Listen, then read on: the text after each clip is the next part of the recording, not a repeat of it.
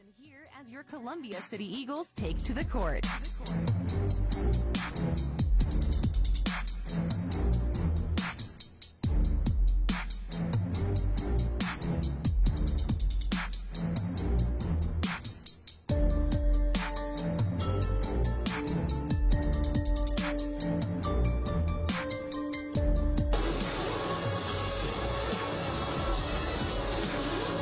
Hello to everyone tuning in. This is WJHS Studios with the JV broadcast for tonight.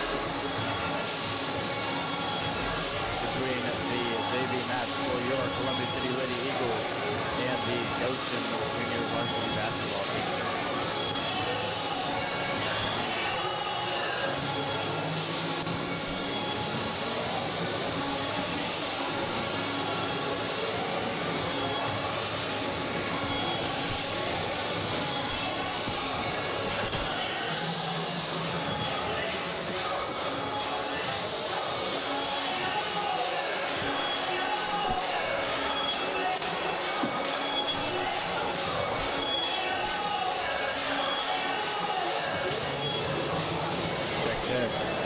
We are back on air. I apologize for that.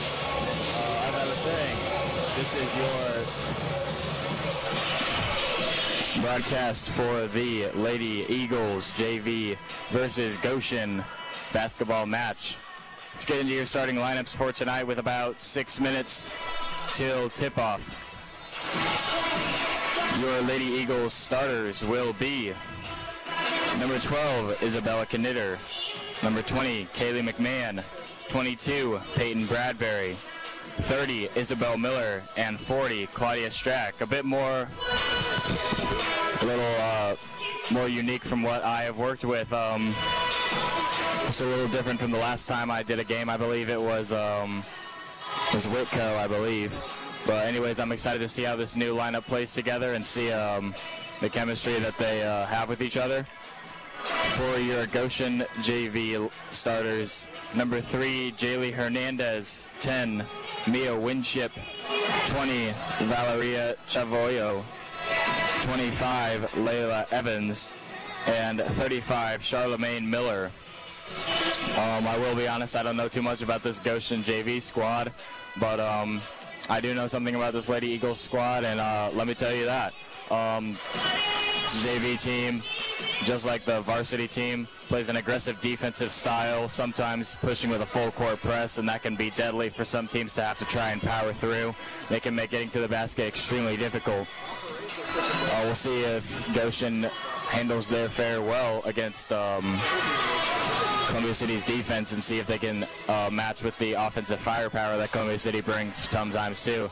But really it just depends on how well Columbia City shoots the three ball. I mean, sometimes we have a tendency to live and die by the three, and that can either be our best friend or our worst nightmare.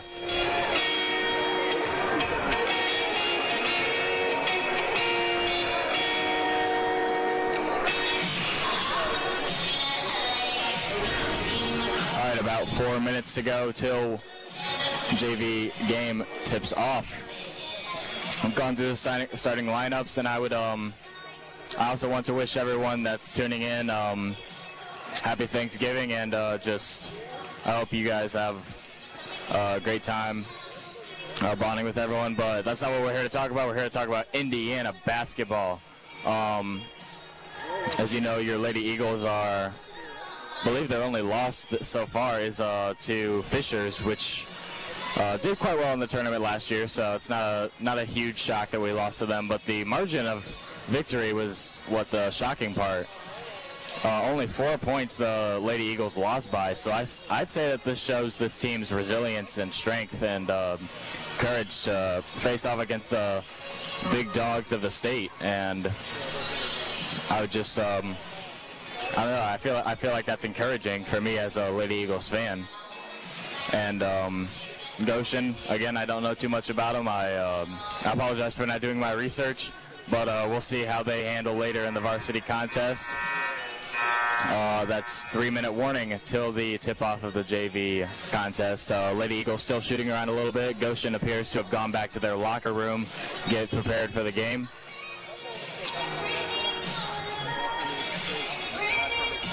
But yeah, let's talk about the starting lineup for the Lady Eagles a little bit. Number 12, Isabella Knitter, and number 40, Claudia Strack, are two that see the varsity floor some. So I'm curious as to why they're seeing the JV court, but I'm not going to question either coach's motives. I'm sure it's just best for both those players' personal development, and really that's what JV basketball is all about, is developing the talent that is brought into the high school and getting them to that varsity level so they can play that varsity ball. All right, here come the Goshen Lady Red Hawks. That's their mascot, Red Hawks. Keep that in mind for the rest of the game.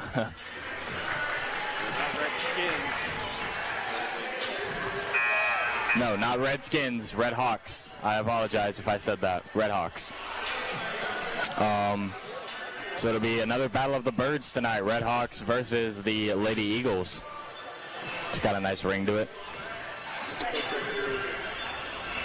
Another thing that stands out to me is that 34, Joanne Aguia, at least in my games that I've broadcasted, has been a standout player for the Lady Eagles squad, and she's not in the starting lineup, starting rotation, but with the appearance of Knitter and Strack, brings more depth to this JV squad, something that this squad kind of lacked before, only having two names that they could turn to on the bench. Goshen appears to have a pretty nice-sized JV squad, give or take 10 players, so they got 5 names to turn to. But anyways, we're just gonna see how this one plays out. Less than a minute till tip-off. Starting lineups have been announced. I'll go through them one last time. For your Lady Eagles starters for this JV contest, number 12, Isabella Knitter, 20, Kaylee McMahon, 22, Peyton Bradbury, 30, Isabel Miller, and 40, Claudia Strack. And for your Goshen Lady Redhawks, number 3, Jaylee Hernandez, 10, Mia Winship, 20, Valeria Chavallo, 25, Layla Evans, and 35, Charlemagne Miller. Hopefully it's an exciting game, but not too exciting, as we always want to come out on top. Lady Eagles, very competitive, as everybody listening knows.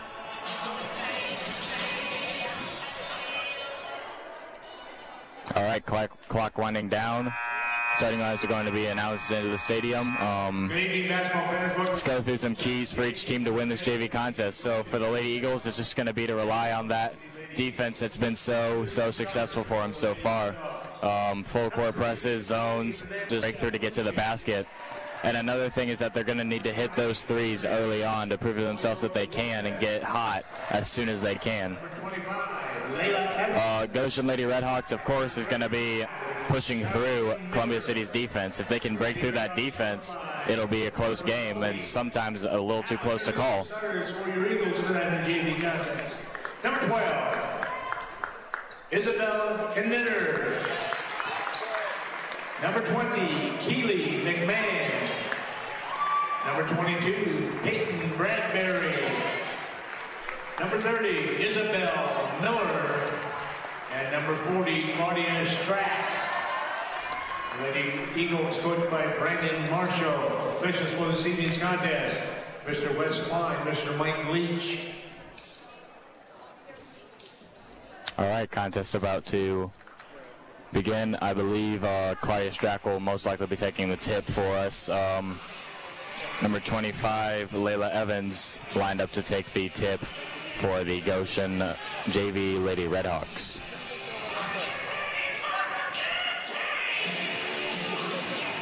As far as attendance goes, a little more on the emptier side, but again, with JV contests, you can never fully count on a packed gym.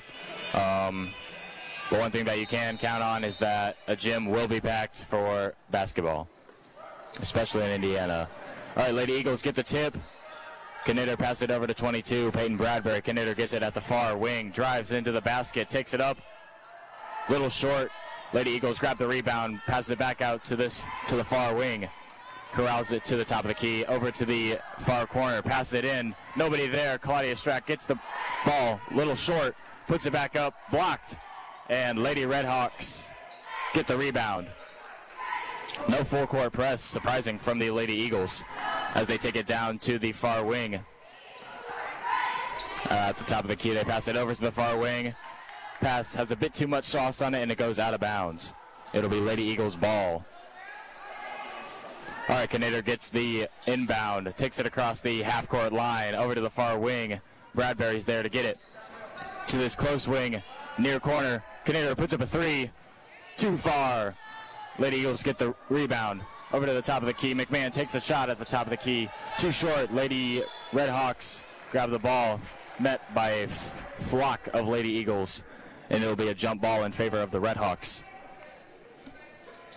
Full court press now from the Lady Eagles as Red Hawks inbound the ball. Red Hawks looking to get it across that 10-second line. A little bit of a struggle. Passes far, and it's blocked by Claudia Strack out of bounds. It'll be Red Hawks ball at about the half-court line. Inbounded, get it across half-court. At the top of the key, setting up a play. Over to the near wing, take it up to the top of the key. Pass it over to the far wing. Jabs a little bit. Pass it over to the top of the corner. It's picked off by Isabella Knitter, who takes it all the way for two.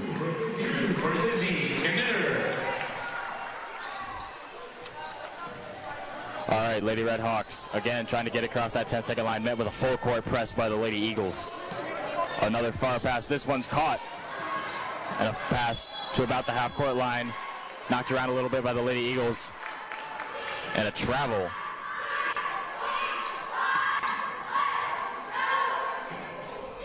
It'll be Lady Eagles ball at about the half-court line.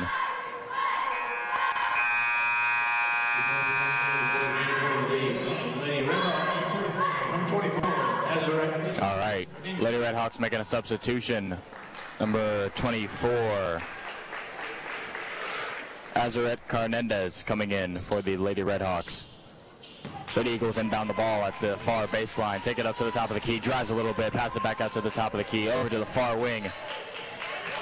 Far corner, far wing. Bradbury drives, puts up a layup, won't go. Rebound Strack, and fouled. Lady Red Hawks, foul number 24.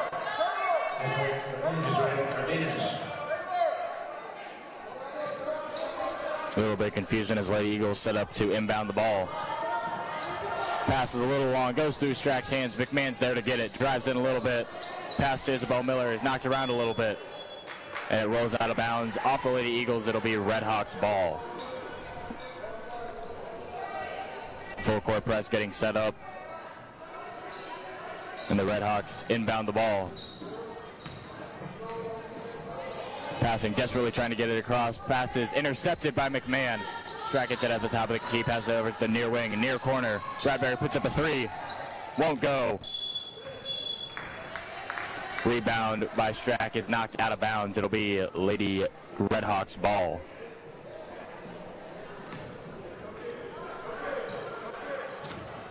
Red Hawks do inbound the ball. Again, trying to get it across that half-court line, something they struggled to do tonight.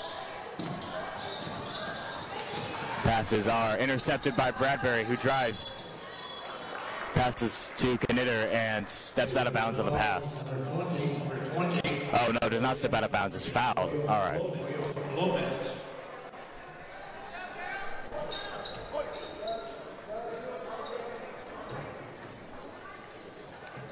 All right, Bradbury looks to inbound the ball. Looking, Strack's there, right under the basket, puts up a shot, and it goes. Two for Claudia Strack. Red Hawks trying to inbound the ball, met with a full court press again. Long pass, finally caught. Red Hawks get it at the near far corner. Pass it over to the far wing at the top of the key, looking to set up something to get some points on the board. Far wing, swatted by McMahon, corralled by the Red Hawks. Top of the key, far wing, far corner. Look to pass into the block, and it's knocked out of bounds by Lady Eagles.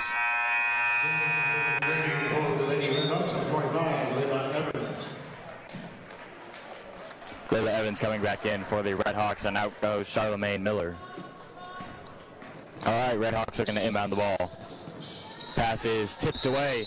It'll be jump ball. in favor of your Lady Eagles. All right, Red Hawks are going to do a full court press of their own.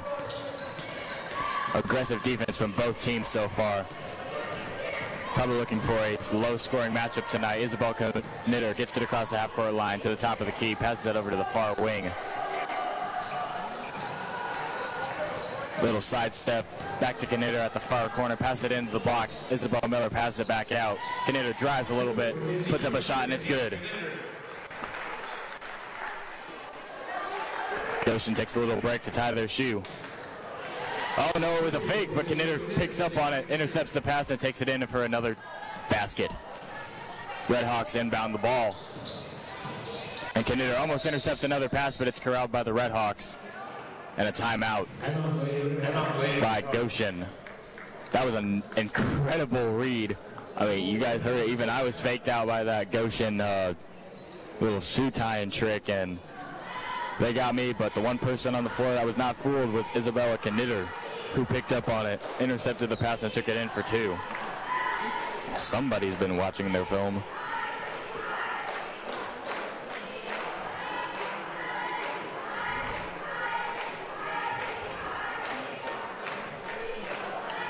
All right, about 3 minutes to go. Your score is Columbia City 8, Goshen nothing.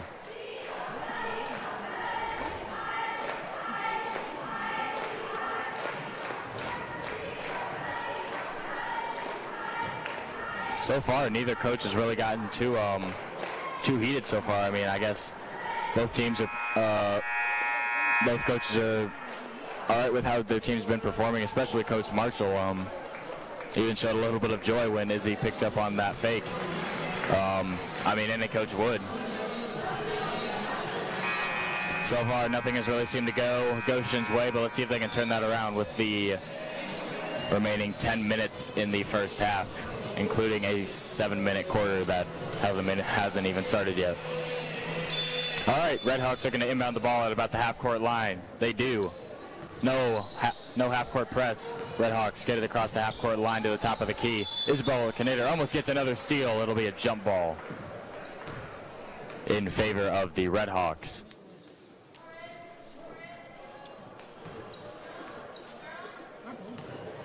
All right, Red Hawks inbound the ball at about the logo.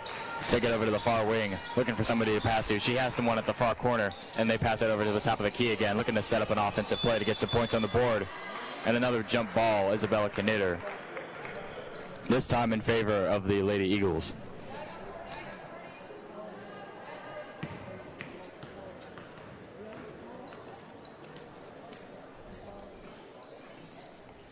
All right, Lady Eagles getting set up. They do. Lady Eagles met with a full one-man press. Isabella Knitter dribbles through that one-man press, cooking the defender over to the far wing, get it across half court. Claudia Strack inside the paint, drives a little bit, puts up a shot, fouled. 24.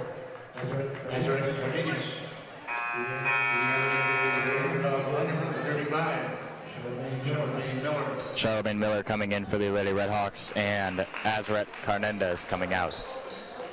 So far, no substitutions for the Lady Eagles. I wonder if we'll see how much depth this roster has. Lady Eagles looking to inbound the ball after that foul. They have someone wide open, cut by Isabel Miller, puts up a shot, and it's good. 10-0 in favor of the Lady Eagles. Goshen inbounds the ball, looks to pass it across half court. Again, too much sauce. Out of bounds. Lady Eagles ball.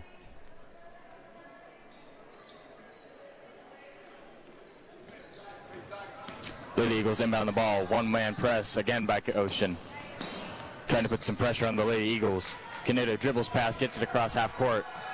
Bradbury, far wing, passes it to Isabel Miller, cutting once again, and it's good. Red Hawks pushing the pace a little bit. Inbounds the ball, looking to get it across half court. Pass is tipped out of bounds. Off the Red Hawks. Lady Eagles ball. Marshall signals a play. Not sure what it was. Looks like he was doing wheels on the bus. Lady Eagles get it across half court once again off the inbound. Bradbury gets it at this near wing. Screen by Claudia Strack, gets it to the top of the key. Pick and roll. Claudia Strack takes it in and one. Claudia Strack. Lady Red Hawk foul. 35. We start on Lady Miller with a foul. One shot. Wide open pick and roll results in a possible 3-point play for the Lady Eagles. Free throw is up. No good. Rebound, Redhawks. Jump ball in favor of the Redhawks. Full court press looking to get set up. It is. Devastating defense so far for the Lady Eagles has led to what is appearing to be a scoreless first quarter as the Redhawks still can't get it across half court, and Isabel Knitter tips off a pass, gets it, passes it over to Bradbury, who's driving, puts it up, and it's good. Bradbury. Lady Redhawks again attempting to get it. Too tall, Isabel Miller blocks down her pass. Knitter corrals it, pass it back to Isabel Miller, who puts it up. It's no good, but there's a foul. 2 shots coming for Isabel Miller. Evans. 2 shots. Isabel Miller. Lady Eagles finally looking to make a rotation. First shot up for Isabel Miller is no good. Joanne Aguia and 34. Addison Goen checking in. Bradbury and McMahon coming out. 24. Addison Gowen. Isabel Miller prepares for her second shot.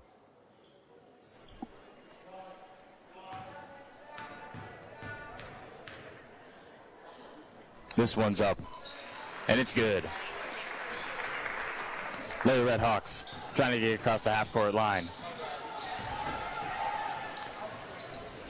Full court press. Seems to be too much for them to handle, but they dribble through it. Gets it across to the near wing. Top of the key. Pass it. Tipped around. And it's a foul on the Lady Eagles. 34. Joanne Aguia.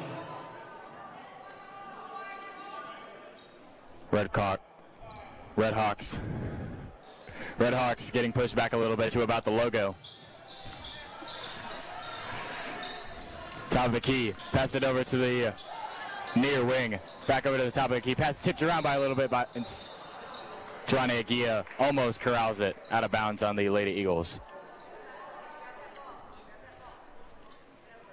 Lady Redhawks ball. Inbound back to the logo. Back where they started. Looking for somebody. Double team comes. Near wing. Top of the key. Back over to the near wing. Devastating defense by the Lady Eagles, forcing a lot of passes. Get it inside the arc. The Redhawks put up a shot.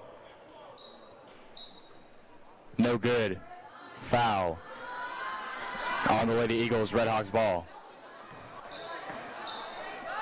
Redhawks are going to set up something, hopefully get some points on the board before the clock expires. 30 seconds left. Ball is stripped. Knitter corrals it at about the half-court line. Passes to Isabel Miller, who passes to Claudia Strack. Turns, spins, puts it up. No good.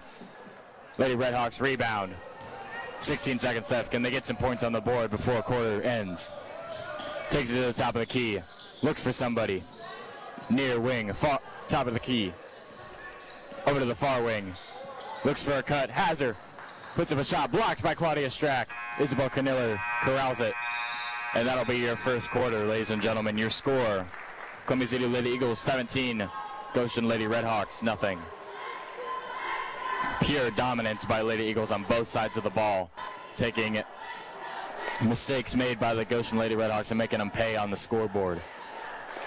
Just incredible defense by the Lady Eagles is forcing what appears to be everything to not go the Redhawks' way.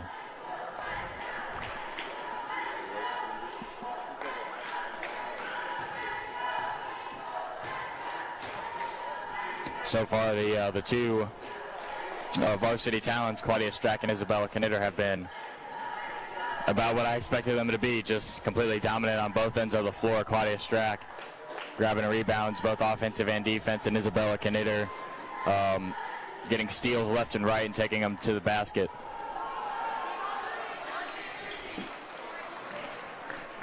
All right, quarter two looking to come to a begin. Same lineup as previous. Knitter, Strack, Agia, Miller, and Goen. See who Goshen puts out on the floor as quarter 2 is about to begin.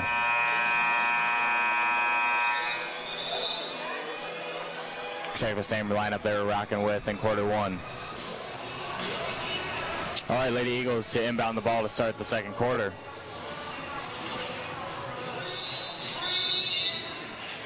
All right, Knitter gets the inbound and takes it across half court. Pass it over to his near wing. Goen drives a little bit, kicks it out to Miller. Back over to the Knitter at the far corner. Drives a little bit. Over to the Miller, who's in the blocks. Back out to the Knitter, who takes it in. Looks, nothing. Back out to the top of the key. Near wing. Goen passes out to the far corner. Pass it into the Knitter, who puts it up. No good. Rebound. Claudia Strack, who puts it back up, and it's good. Redhawks inbound the ball. Gives it across half court. Dribbles through almost everything. Takes it all the way. Puts it up. No good. Rebound Claudia Strack. Lady Eagles long pass to Isabel Knitter. Wide open. Takes it in. It's good. Redhawks inbound the ball. A little bit more relaxed full court press from Lady Eagles. Still putting pressure on the Redhawks. And travel Redhawks at about the half court line. It'll be Lady Eagles ball.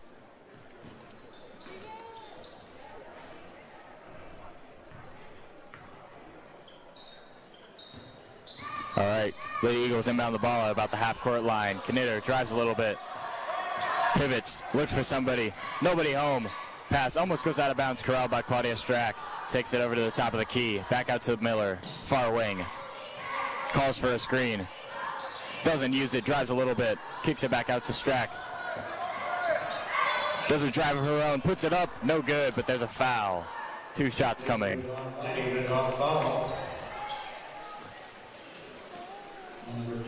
Number 10, Mia Winship, shot on his strike. So the Eagles looking to make some more rotations. Eva Kennedy comes in. Agia comes out.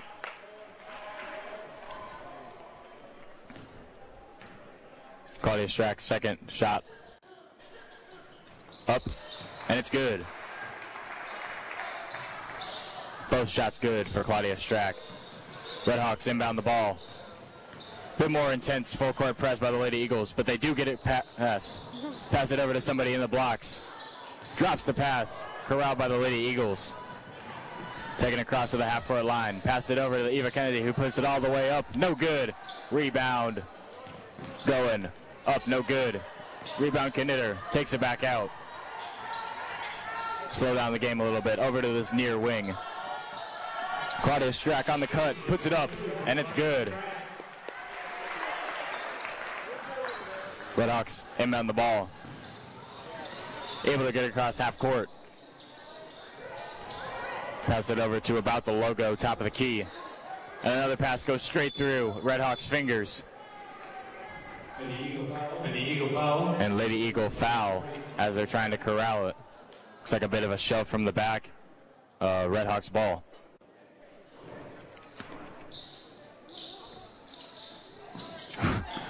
Redhawk telling somebody move as she gets it in to about the logo. Intense defense from Eva Kennedy forces a bad pass, and it'll be a turnover. Lady Eagles ball. All right, Eva Kennedy gets the inbound. One-man press from Goshen Redhawks.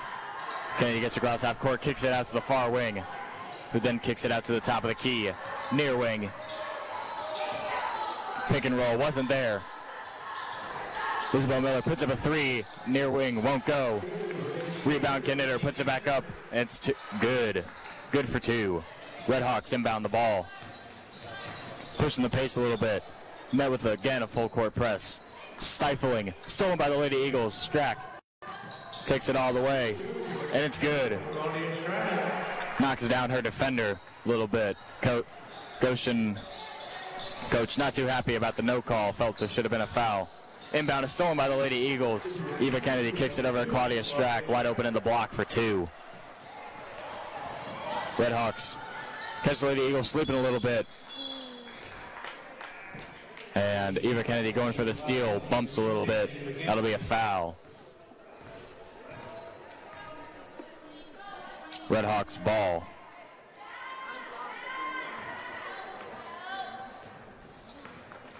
Redhawks looking to inbound the ball. Straight through the hands. Bounces off the ankle, out of bounds. It'll be Lady Eagles ball. Lady Eagles inbound the ball. Pushes the pace. Drives all the way. Knitter puts it up. No good. Rebound, Lady Eagles. Isabel Kniller puts up a shot. Far corner. It's good for 2. Redhawks desperately trying to get across half court. They do. Take it over to the far corner. Looks for somebody. Knitter towering over her. Gets it to a person in the blocks. Puts up a shot. Fouled by Lady Eagles.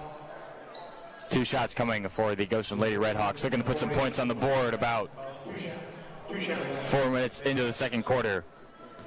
Your score is Columbia City 33, Goshen nothing. Goshen, first shot is up, and it's good. Goshen put their name on the board. Second shot for the Redhawks. Also good.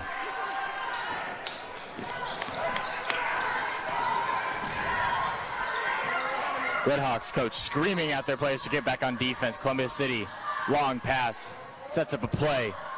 They drive from Kennedy, puts it up. No good, bounces out. Redhawks get it.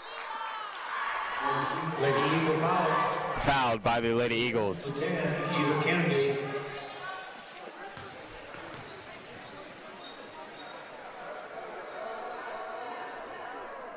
Redhawks setting up to inbound. Good defense by the Lady Eagles. Knitter tips the inbound. Puts it up to Strack in the paint. Puts up a shot. Fouled. No good. 25. Two shots, Claudia Strack. 2 shots coming for Claudia Strack.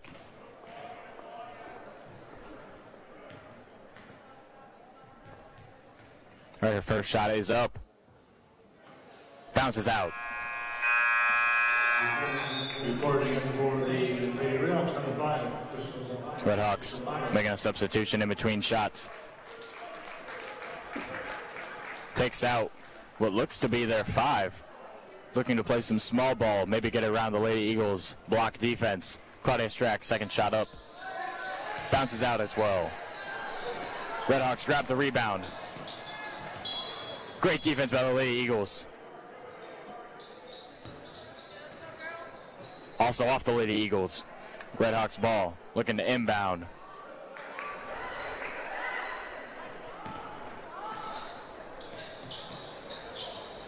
Again, incredible defense on the inbound by the Lady Eagles. Redhawks do get it in. Full court press by the Lady Eagles. Every person down on the right end of the floor.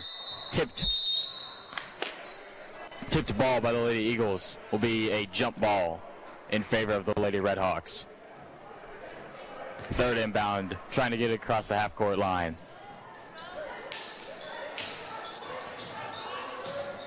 The spectator in the crowd gets quite mad at the inbound. Lady Redhawks get it across half court, take it over to the far corner. Pass once again is through the fingers of the Redhawks. It'll be corralled by the Lady Eagles. A pass long. Claudia Strack in the block, puts it up, and it's good. Redhawks looking to inbound the ball once again. And a foul by the Lady Eagles.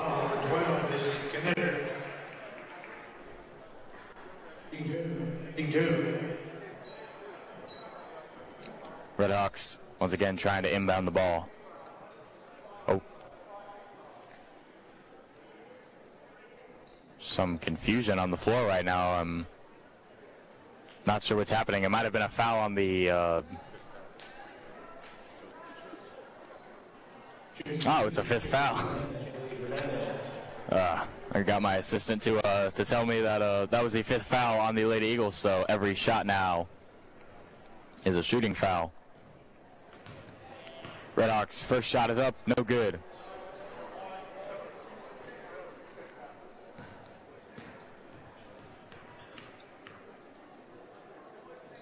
Second shot, put up. Clanks off the front of the rim. Rebound, Lady Eagles. Puts it up to Goen, who's in the blocks. Puts it up, no good. Rebound, Strack. Kicks out a little bit. Eva Kennedy, elbow shot, no good. Knitter gets the rebound, puts it up, and it finally falls for the Lady Eagles. Complete and utter dominance by the Lady Eagles. They back off on the full-court press a little bit, allowing Goshen to get across the half-court line. Passes it over to a cutter. Rolls out of bounds. It'll be Lady Eagles ball.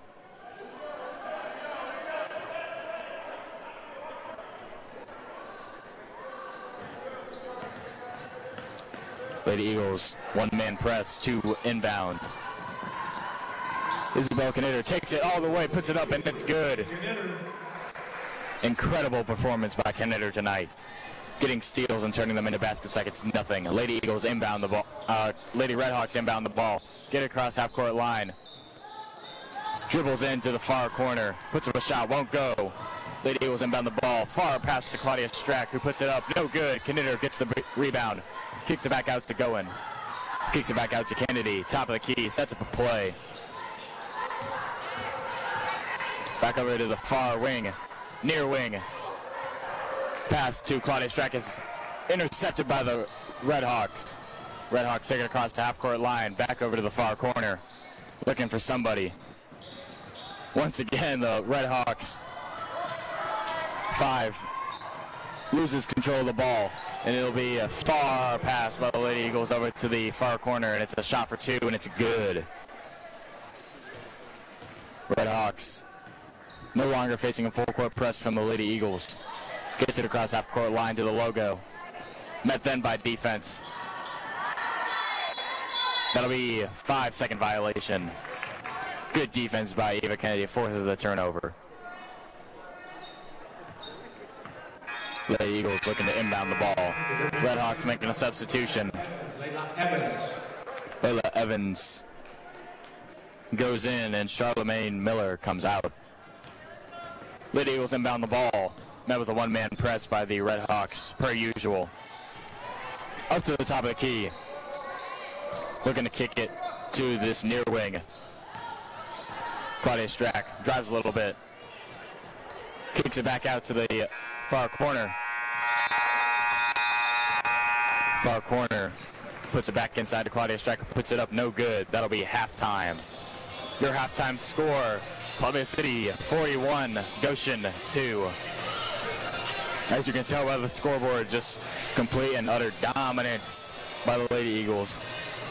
A 39-point lead at half. That is not something you see every day, both varsity and JV competition. So, I mean, I'm a little surprised to say the least, but I also didn't do my research on Goshen's program and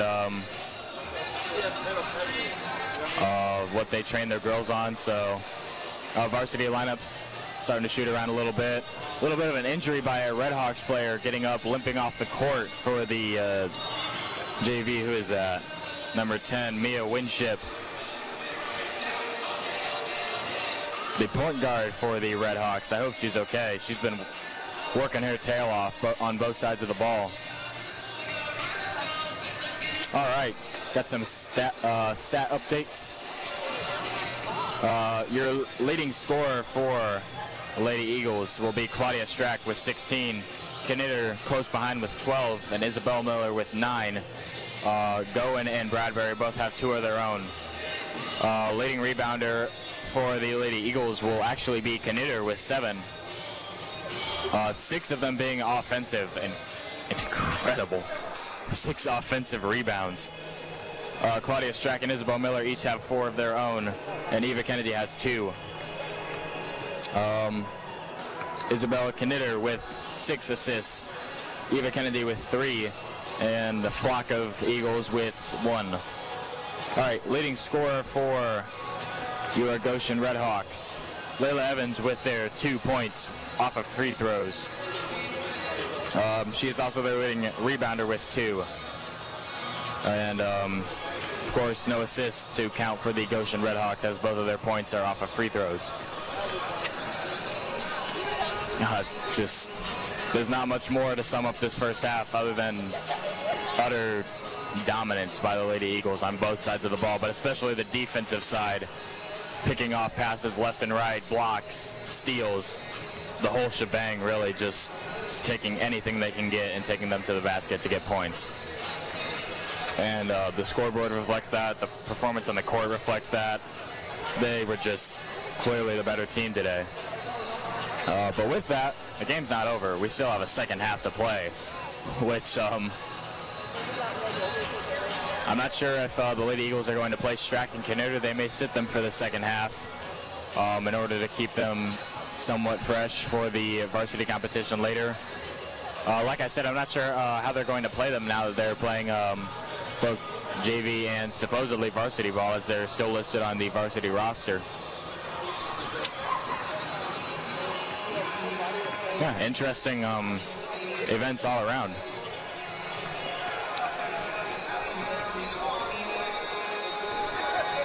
A little bit of an update. Mia Winship, the point guard for the Lady Redhawks, does get back to the locker room. We'll see how she plays in the second half, or if she does. And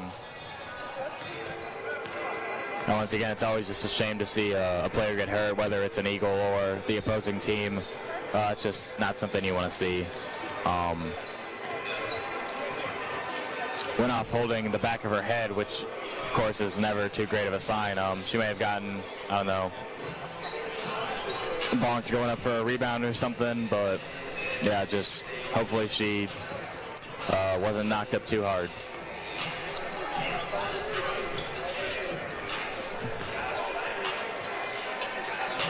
All right, as I mentioned earlier, both varsity teams shooting around a little bit.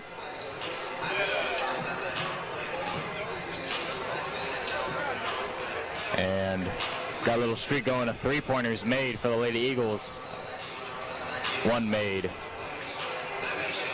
2 made, 3 made, 4.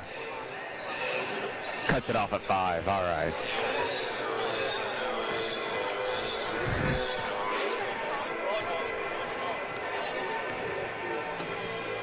Yeah, as I mentioned earlier, anyone listening right now, I want to wish you guys a happy Thanksgiving. Just encourage you guys to spend lots of time with family.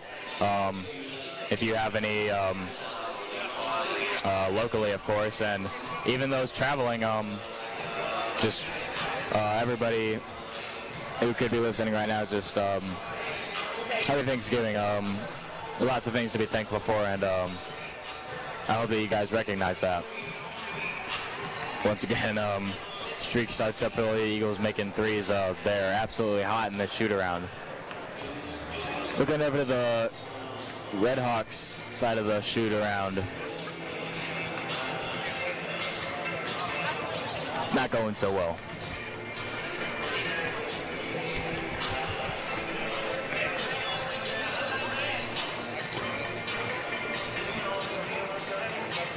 Although I have picked up on one thing, though, and it's that the shoot-around never really translates to the game. So I am curious just as to how this varsity competition would go. But if the Goshen Redhawks team is anything like their JV team, should be another one that you guys could be able to call by second quarter.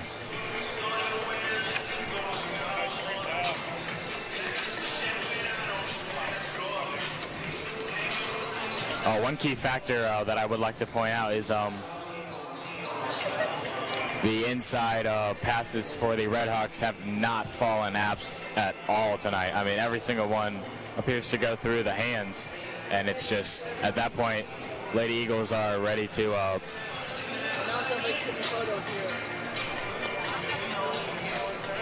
all the passes to the inside blocks have just gone straight through the Lady Redhawks ball. That Lake City photo It is. We got some photography going on tonight. Awesome sauce. Once again, with 3 minutes to go till second half of this JV competition, your score is Columbia City 41, Goshen 2.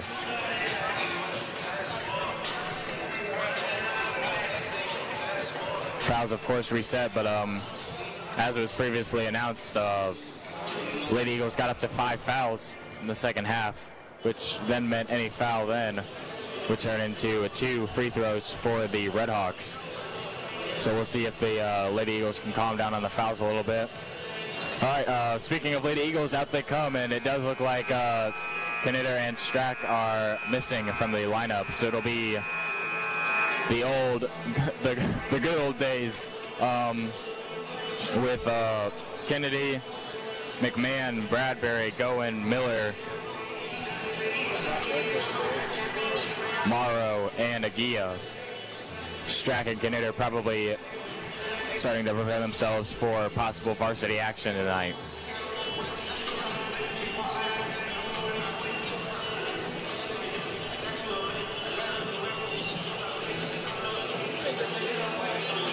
No Goshen JV team in sight, as the Goshen varsity squad is still using their time, as they should, to prepare for the game tonight.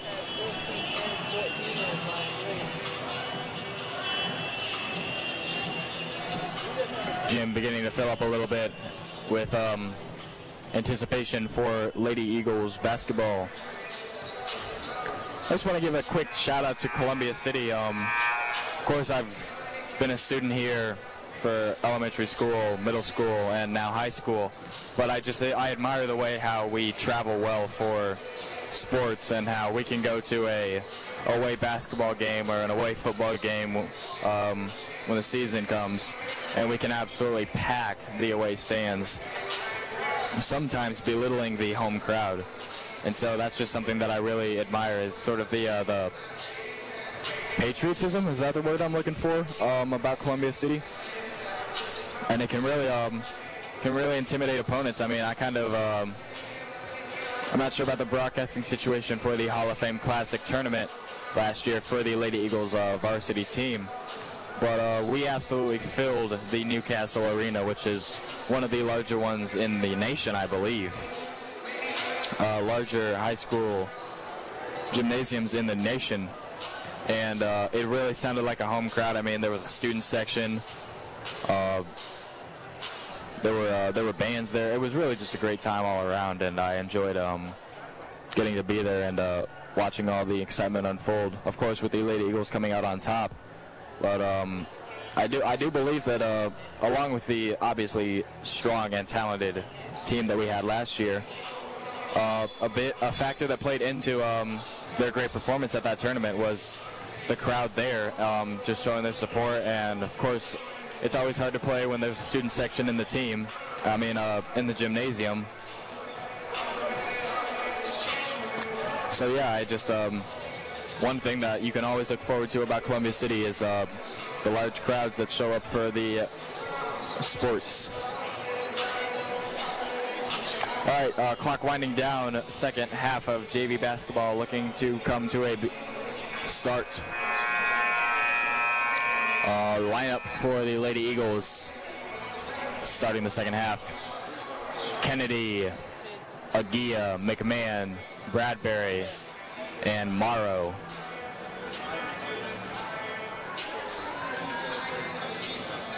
Red Hawks throwing a newer face at us with Crystal Zapatillo, number 5.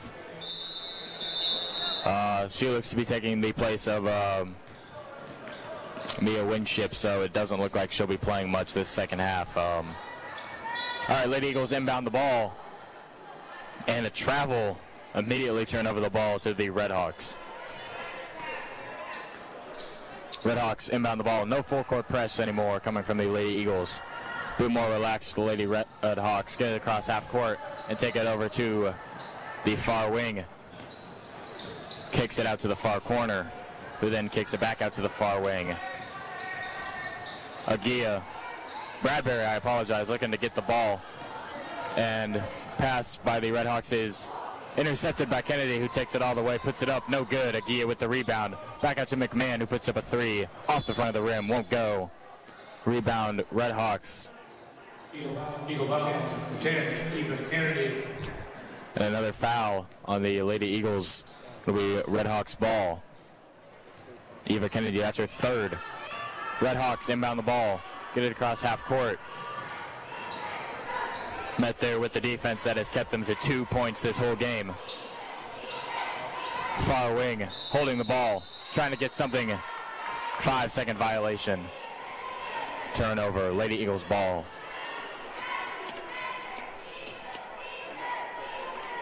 Lady Eagles looking to inbound the ball. Met with a no full court press for either team so far. Lady Eagles easily get it across half court. Far wing kicks it back to the top of the corner. Back out to a cutter from the far wing. Puts it up, no good. Rebound, Morrow puts it back up, no good. McMahon kicks it back out to Aguirre. Near wing, puts up a three, won't go. Morrow grabs the board, won't go. Finally, Red Hawks get the rebound. Take it across half court. Kicks it out to the far wing, who drives it in. Off her toe, nearly goes out of bounds, corrals it right at the line. The Eagles. Defense forces the Red Hawks out of bounds. It'll be Lady Eagles ball.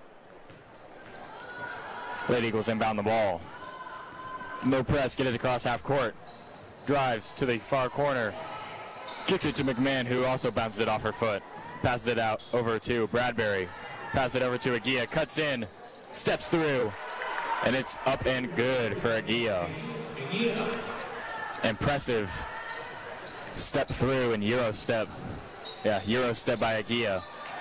Lady Red Hawks inbound the ball. Take it to the top of the key. Kicks it over to the far corner. Back to the top of the key. Trying to get it inside the arc, it looks like. Passes are nearly intercepted by the Lady Eagles. Red Hawks put up a questionable shot. Number 10, Eva Kennedy with a foul. 2 shots. And it'll be a shooting foul for the Red Hawks.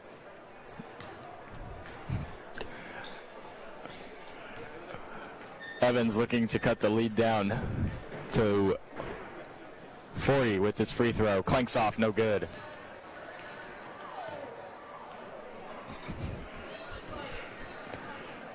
Evans, second shot. Up. And it's good. Goshen Lady Red Hawks get another point on the board to increase their score to 3. Lady Eagles inbound the ball, get it across the half-court line. Bradbury drives, takes a shot from the elbow, and it's good. Red Hawks inbound the ball, get it across half-court. Takes it to the top of the key, drives a little bit, kicks it back out to the far wing. Kicks it over, deeper far wing. Drives it over to the far corner. Kicks it back out to the far wing. Trying to get something inside the arc. Pass is intercepted by Grayson Bradbury, who will take it all the way. No good. Aguirre tries to corral it, bounces it out of bounds.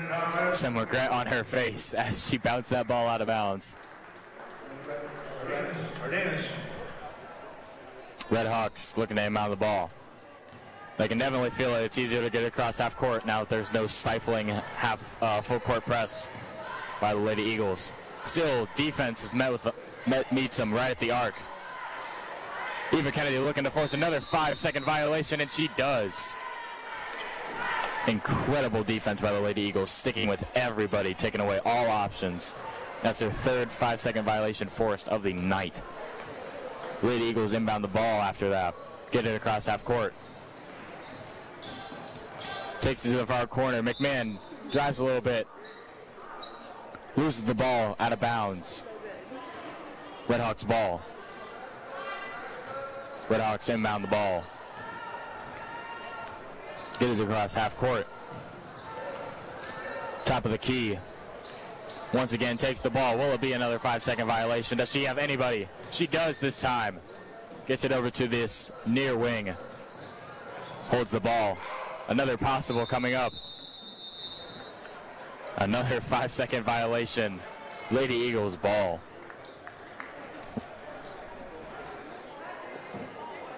Sometimes things just don't go your way. 1 minute left in the third period. Your score is Columbia City 45, Goshen 3. Eagles inbound the ball after the 5-second violation. Agia just takes it all the way herself and puts it up for 2 more. Redhawks inbound the ball. Get it across half court. Picks up the ball once again. Pass somebody. Pass is tipped away by the Lady Eagles. It'll be a foul on the Lady Eagles as well. One thing to mention, Eva Kennedy on the floor with 4 fouls, not 5. 4 fouls right now. Interested to see if Coach pulls her soon. Okay. Inbound for the Redhawks. Dribbles it out of bounds. It'll be Lady Eagles ball. Redhawks make a substitution. The Lady Eagles prepare to inbound the ball. They do, get it across half court. Kennedy drives a little bit, kicks it over to the far wing. Agia corrals the bad pass. Agia kicks it in to Morrow. Nobody there to guard her. Puts it up for 2. Redhawks inbound the ball once again. Clock winding down in the third period. Pass goes off the foot of Redhawks across the half-court line. They touch it. Backcourt violation. It'll be Lady Eagles ball. Clock runs out. That's the end of the third period. Score is Columbia City 49, Goshen 3.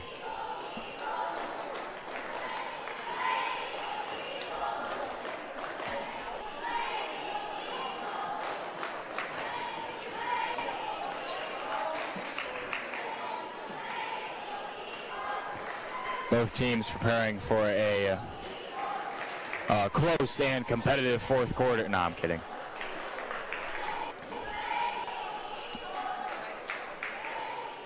So far, the only player with points for the Redhawks is Layla Evans, with all 3 of their points, all on free throws as well, notable to mention. 0 field goals. 0 for... I mean, they're shooting 0%, of course, but I'm curious how many they've attempted. I guess we'll get that update at the end of the game. Lady Eagles trot their way out, or should I say fly their way out to begin this fourth quarter. Flap their way out? What should I say? Either way, the Redhawks do the same. Whatever word you're thinking, to begin this fourth quarter. See if Goshen can make a legendary 46-point comeback. Highly improbable. Redhawks looking to inbound the ball to start the fourth quarter. Good defense by the Lady Eagles. Top of the key, Redhawks. Kicks it over to the near wing, who drives. Corrals the ball after being tipped, puts it up, no good. Redhawks put it up again. Foul, Lady Eagles. 2 shots. 2 more shots coming for the Goshen Redhawks. Once again, 0% field goals. However, 3 points on the board. Can they make it 5?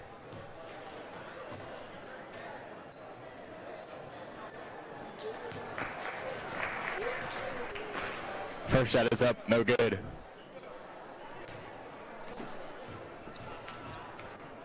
Second free throw is up. And it's good. Goshen scores their 4th point of the night in the fourth quarter. Lady Eagles inbound the ball, pushes the pace in tremendously. Pushes it into Isabel Miller, who puts up a shot blocked by the Redhawks. Rebound results in a jump ball in favor of the Lady Eagles.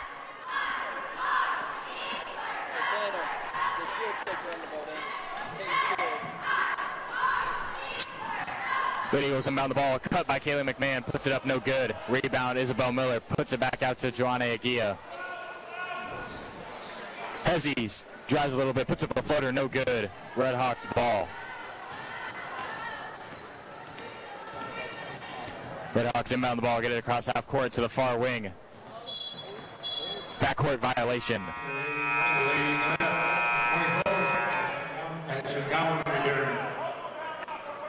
Goen checks in for Bradbury. Lady Eagles inbound the ball.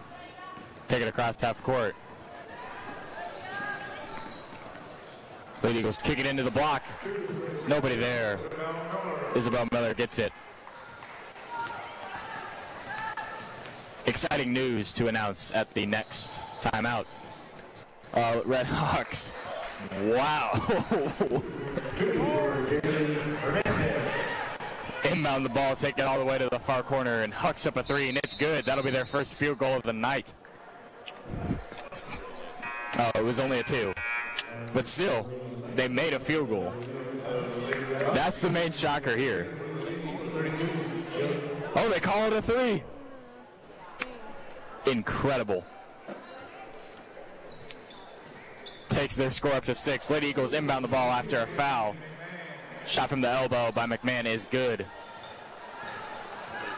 Oh, it was actually a 2-point. Nobody knows what we're doing at this point. All right, Redhawks inbound the ball. Take it over to the far wing. Kick it out to the top of the corner. Pass to the top of the key. Setting up a play. Pass it over to the near wing. Drives a little bit. Forced to kick it out.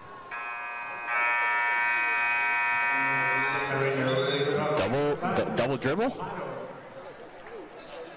What on earth? Oh.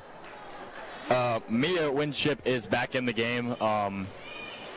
Looks to be playing quite healthily, so I'm glad to see that she isn't too tremendously hurt. Lady Eagles inbound the ball, take it to the top of the corner, back to far wing, back to the top of the corner. Eva Kennedy inside the block, puts up a shot, no good. Thought there should have been a foul. Redhawks get the rebound. Take it across half court. Point guard takes it all the way, puts up a shot, no good, but a foul. 34, Joanne Aguia. Foul on Joanne Aguia. Eva Kennedy somehow not picking up her 5th. Mia Winship. 2 shots. Mia Winship for the Goshen Lady Redhawks.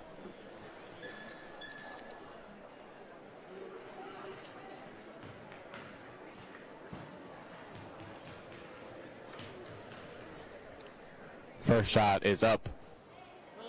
Rattles out. No good. It does look like they called that field goal, lone field goal for the Lady Redhawks from earlier, a 3-pointer, so it stands. Good night. People need to get, it's a 2-pointer. Second shot up for the Lady Redhawks is up and good. Rebound, Lady Redhawks puts it up, and there's a foul. Another one.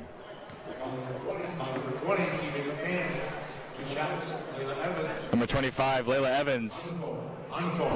Leading scorer for the Lady Redhawks with 3 tonight. Oh, never mind, not a shooting foul. Redhawks are going to inbound the ball.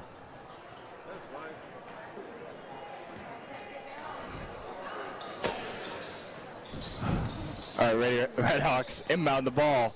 Looks like there was a spear tackle by like a football linebacker in the middle of all the chaos while they tried to inbound the ball. Pass for the Lady Redhawks goes out of bounds. The Lady Eagles ball.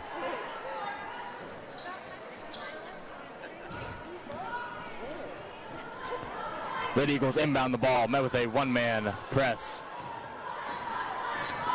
Lady Eagles get it across half court, kicks it to McMahon, who drives. Back out to Eva Kennedy, top of the key, drives a little bit, puts up a floater, and it's good. 2 for Eva Kennedy. Lady Redhawks inbound the ball, pushing the pace. Drives all the way to the basket. Looking to kick it into the block. They kick it into the block, but to the wrong team. Corralled by the Lady Eagles. Pass to about the half-court line to Joanna Aguia is tipped out of bounds. It'll be Redhawks ball. I believe this game is entertaining for all the wrong reasons at this point. 1:40 left in the fourth quarter. Columbia City 55, Goshen 6. Redhawks inbound the ball, get it across half court. Top of the key, Agia swats at it a little bit, trying to get the ball back.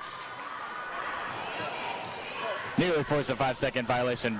Desperation pass. Corralled by the Lady Redhawks. Reverse layup by the Redhawks is no good. And a foul on the Lady Eagles.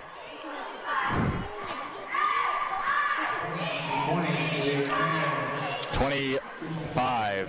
Layla Evans back at the line for the Redhawks.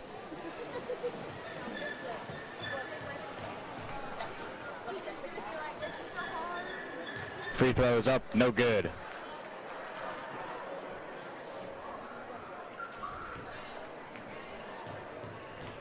And the Redhawks' second free throw is up, and it's good to cut the lead down to 48. Columbia City Eagles, far pass to inbound the ball. Gets it across the half-court line with that pass. Agia, far wing, drives, puts up a floater, no good. Redhawks corral the rebound, take it across half-court. Less than a minute left. Looking to get into the double digits are the Redhawks. Far corner, far wing. Back over to the far corner, puts up a odd-looking shot. Nothing there. Lady Eagles get the rebound.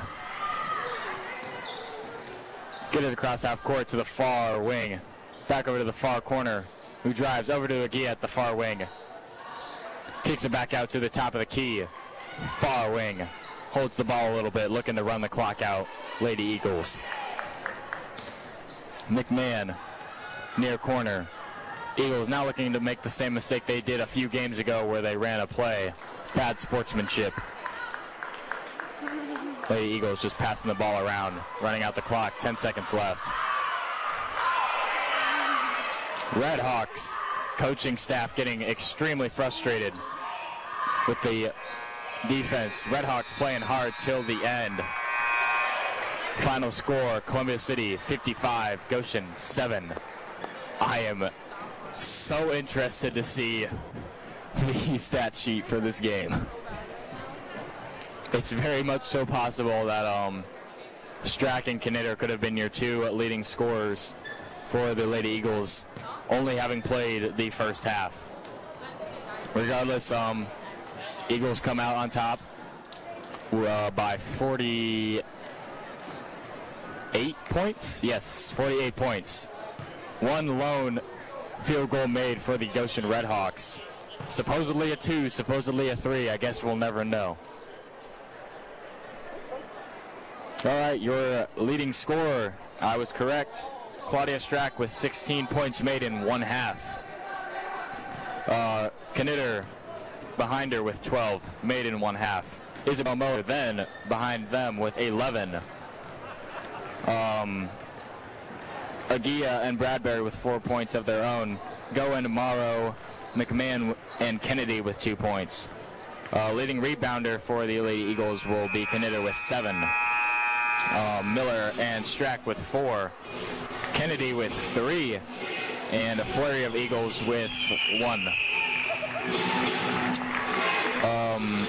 Assist leader for your Eagles will be Knitter with 6 made in the first half.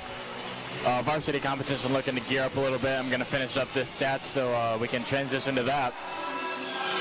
Your leading scorer for the Redhawks, Layla Evans, 4 points made on all free throws. Daly Hernandez with her 2-pointer, correct. 2-pointer lone field goal made for the Redhawks.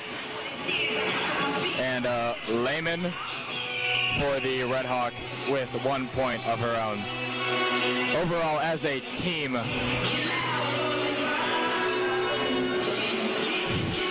they shot 14%, the Redhawks did, while the Lady Eagles shot an impressive 50% from the field.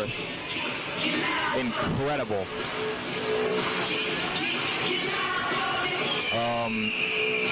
12 free throws attempted for the Redhawks, 7 for the Lady Eagles. That's about, I mean, if you want to go deep into the stat sheet, Claudia Strack had the lone block tonight for the Lady Eagles. Layla Evans had one for the Redhawks. But that's about all she wrote, folks. So with 18 minutes to go till varsity competition begins, I am Tanner Miller. It was a pleasure announcing this game for all of you listeners. And signing out. Stay tuned for the varsity competition.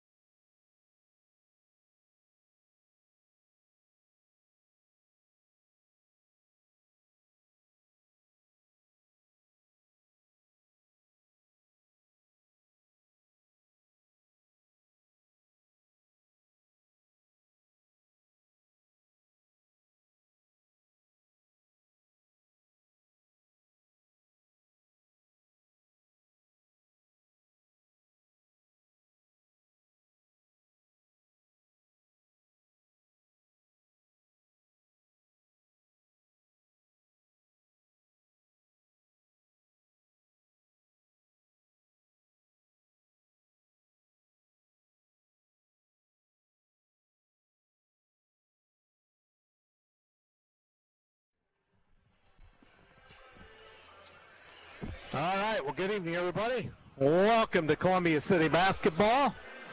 Lady Eagle basketball, that is. If we get the mic thing to plug in a little better, I can hear myself. There we go. Matt's adjusting mics or switching, one of the two. So while we're national anthem momentarily, was a little behind getting on tonight, but Good evening, ladies. checking out some of our middle school game. Superintendent Delora McDermott, Principal Brady Muller. So the national anthem forthcoming, the Lady Eagles and the Goshen Red Hawks Featuring the Goshen Lady Red Hawks tonight. and your Columbia City Lady Eagles. In the spirit of sportsmanship. Okay, we'll go over the creed and all that. The Lady Eagles coming in at 4-1. Abusive language or disorderly conduct. You there? Unacceptable. And not Oh, you're in here. There you are. There we go. events. Is that you? No, there we go. There we go. Coaches, officials, You in? Yeah, you're loud. respect they deserve. Am I quiet? Yeah, That's rare. you're really loud. There we go. Oh, really loud. I thought you said I was really quiet. No, I could hear you loud and I can barely hear you. Well, that's weird. Unless, Is it this? maybe. Please refrain from I can barely hear you. while in school grounds. Also reminder fans there are no pass outs during this contest. Can you hear me now? At this time, Yeah. please stand if you are able. Face the flag. Gentlemen, please remove your caps as we honor America with the playing of our national anthem.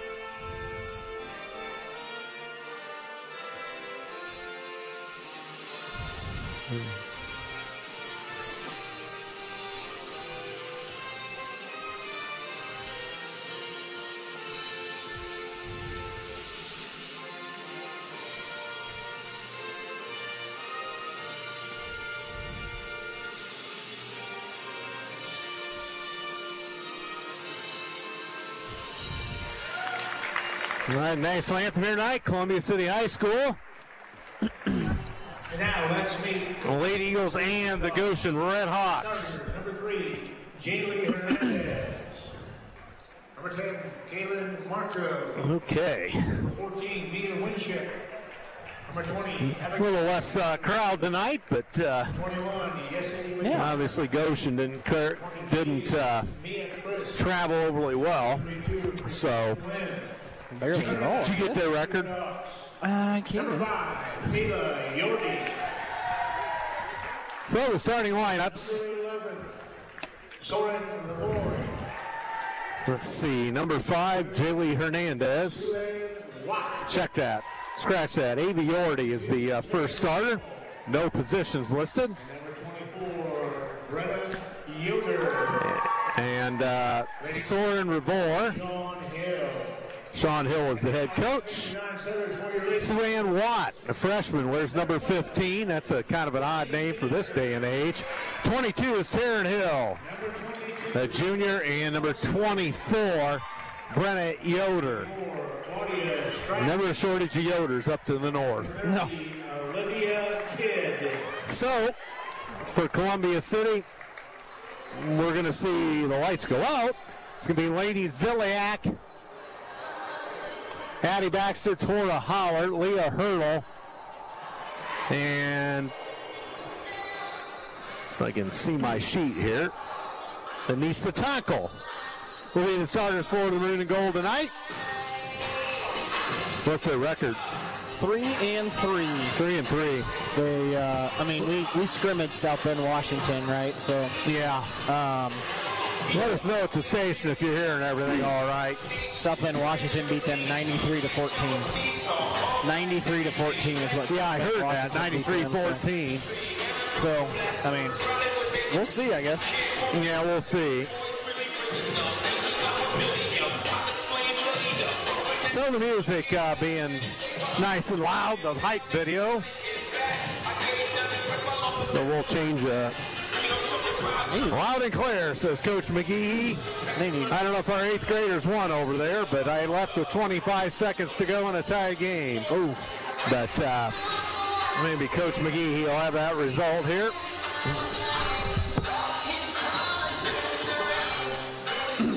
Need to turn those subwoofers up there. All right, 1 in overtime. Congratulations to the 8th grade girls. So got to see most of that before having to come over here to do the game. Having to come over here, I should say. So welcome to the broadcast, Coach McGee. And anybody else that's listening, let us know. Matt and I will say hi, a hearty hello to you. Thanks to the guys back at the station. I don't have the officials due to getting here a little late. Lady Ziliak gets the call, as I said earlier. And Anissa Tonkel. Number 20, Leah. Leah Hurdle. And number 32, Tora Holler. And number 33, And Addison Baxter. Baxter. And Amy Shearer. 15th season. Mr. Roger Riggleman, Mr. Brad Armstrong, and Mr. Marcus Hale. Brad Armstrong and Marcus Hill, and I couldn't catch the other one. Yeah, I didn't hear the other one either.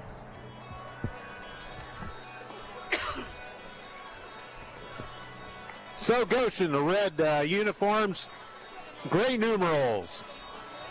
A little bit of white trim of the Red Hawks. This is about probably over 5 years since they were renamed the Red Hawks. Oh, they were the Redskins, weren't they? Yep. Late Eagles, the all whites tonight, maroon numerals, old gold trim. Hurdle to jump center against Goshen's Yoder. And the tap controlled by Goshen out of a scramble, and Hernandez has it. Oh, steal. And a steal quickly. Baxter. Yep. Layup and score. That did not take long. No, Addie's going for that record. I'm telling you. Goshen gets it across, loses the handle, but has a man wide open to the bucket. And they score. Soren Revor.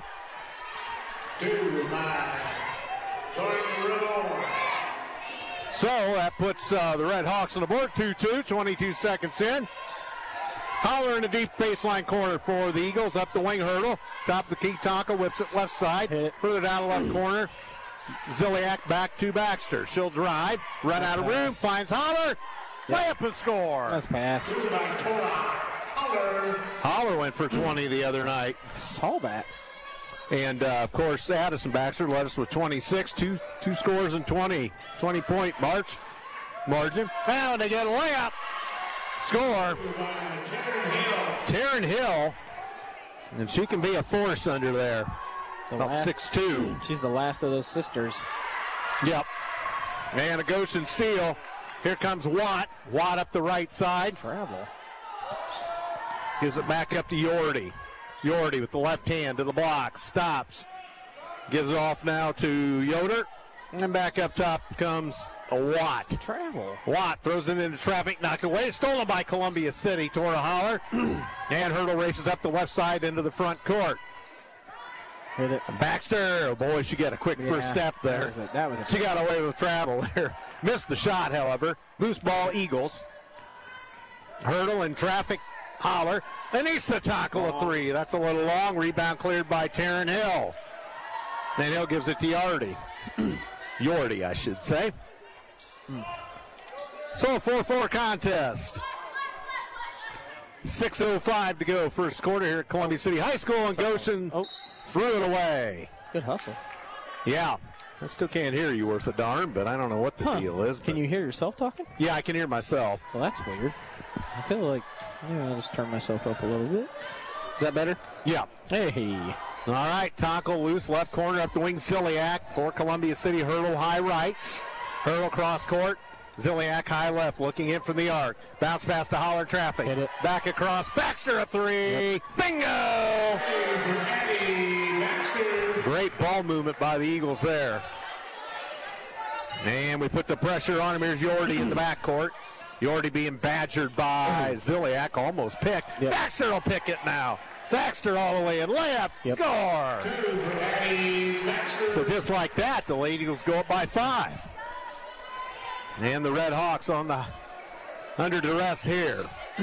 Yoder, jump pass, good for Watt. Watt picks up behind the 10-second line. Almost over and back, and they get it down low. Yordi to the bucket, put it up, no. Hill's got the loose change, scores.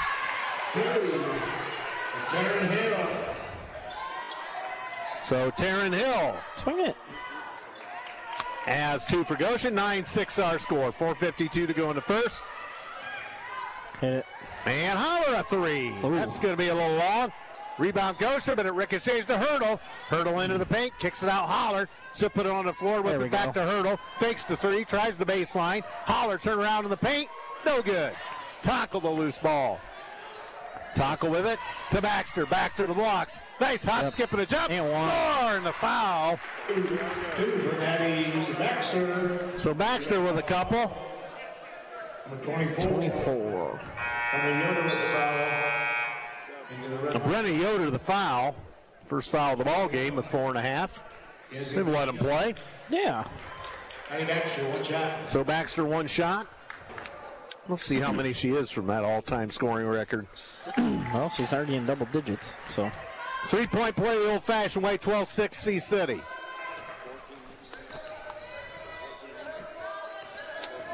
And here's Medina across the timeline. She's checked into the ball game. Here's Hill up top, the 6-footer. Hill, 5 count on, finally gets it off. Nope. Timeout. Timeout by Coach Sean Hill. 30-second timeout. 30-second timeout for the Red Hawks. Now, Lady Eagles weathered an early storm and kind of hit full throttle here. Yeah, I mean, we're just kind of turning up the pressure a little bit, too. That helps. See if I can find how So many. you can find some more vital information. Yeah. Coach Peterson checking in tonight. Welcome to the broadcast, Coach Peterson. Boys tee it up against Whitko tomorrow night to open the season. Whitko comes to town. Columbia City alum Robert Warwick, the new head man there. So Bert will be in the house tomorrow night.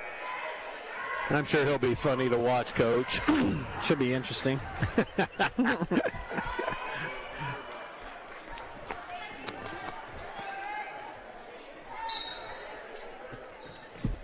Goshen basketball. Medina. 5-second call. Turnover Red Hawks.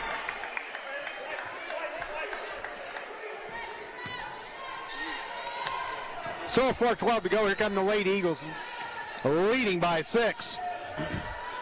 Baxter to Tackle. Down in the corner, Hurdle. Up the right wing, Tackle outside the arc. To Hurdle, whips it left side. Baxter dumps a baseline pass for Holler. Back up the wing, Baxter. Back to Holler. Holler loose underneath. Ran out of real estate. Tackle crowd. They throw it out. Ziliak a 3. Yep. Nice shot, Lane. Good ball movement again. Yeah. 15-6 Columbia City. 3:42 to go in the first. The Eagles looking to go 5-1. Oh, and Goshen throws it away. Tackle an easy pick. 3-on-2. Ziliak a long 3. Bingo! Lane?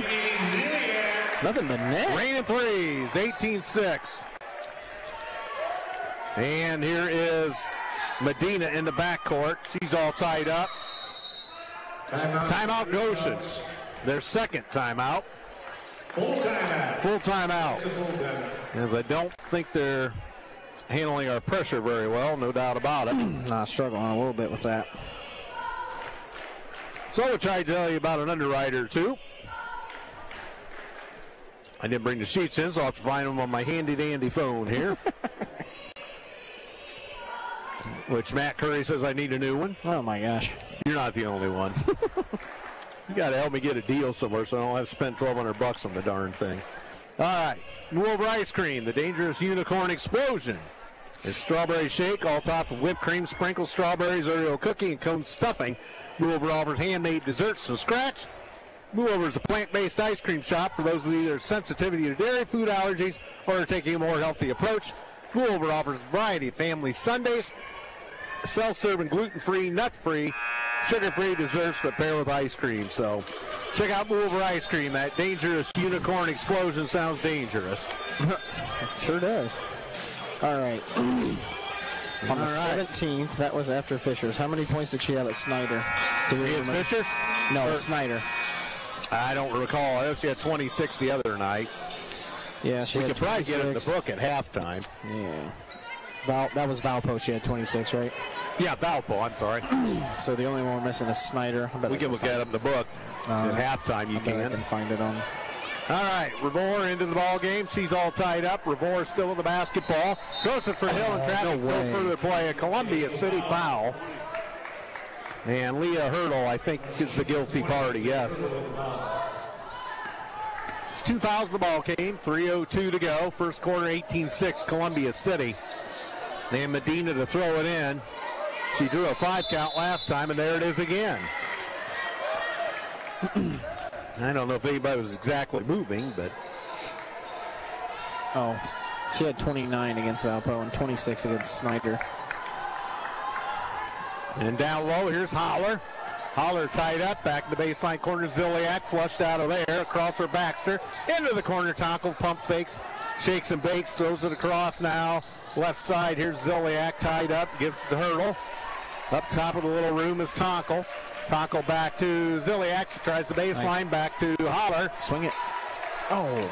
Lady was trying to find that spacing. Baxter back in the corner. There's a Ziliak three. Oh, good long this time. Rebound Hurdle. Columbia City. Baxter. Baseline scores. Addie coming into the game has 1,280 points. Oh, yep. Turnover again. Turnover. They stepped over the end line. And Connie Myers.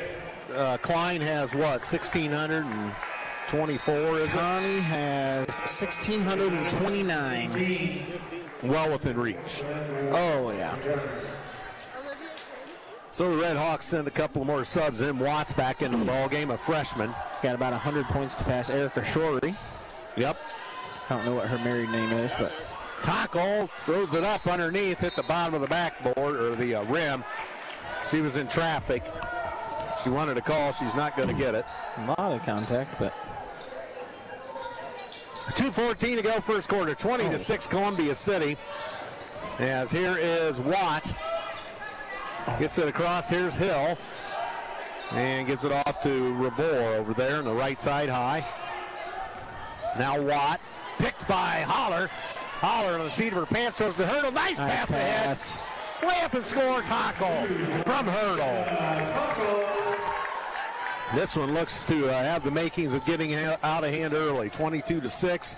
What was that JV score? A lot to a little. A lot to a little. I think they had 6 points. Yeah, that's right. They did. That was running clock. 54-6 or something like that. And Baxter all the way down central. Yep, Scoop scores. Basket counts. Goshen foul.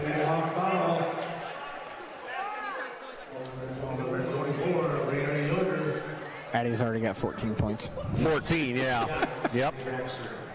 Well, she'll be at 1,300 points tonight, most likely. So she'll have, that one rolls in. Less than 100 to pass Erica Shorey. It was number 2 on that list. 1387. And here comes Watt.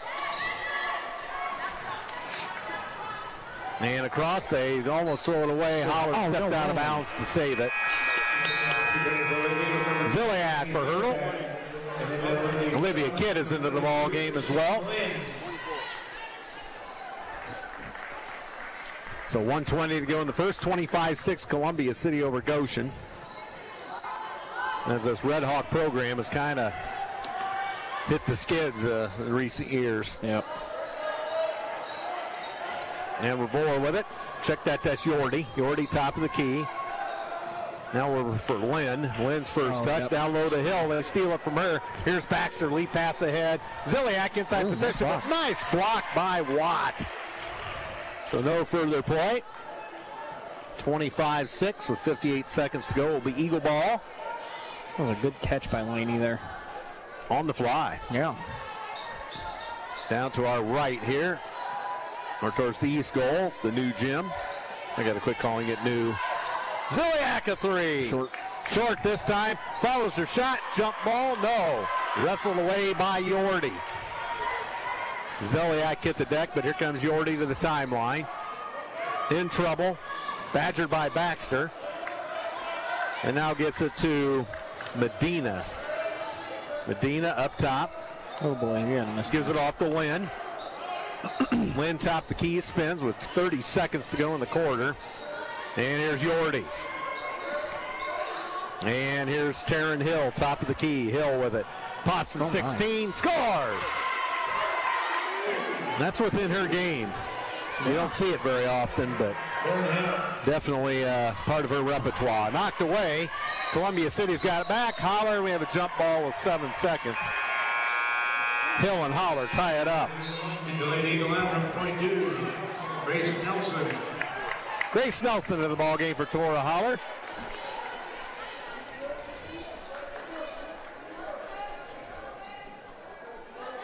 So with 7.3, Ziliak to throw it in. That's a defensive kick. So no further play. Yordi with the quick feet. Yep.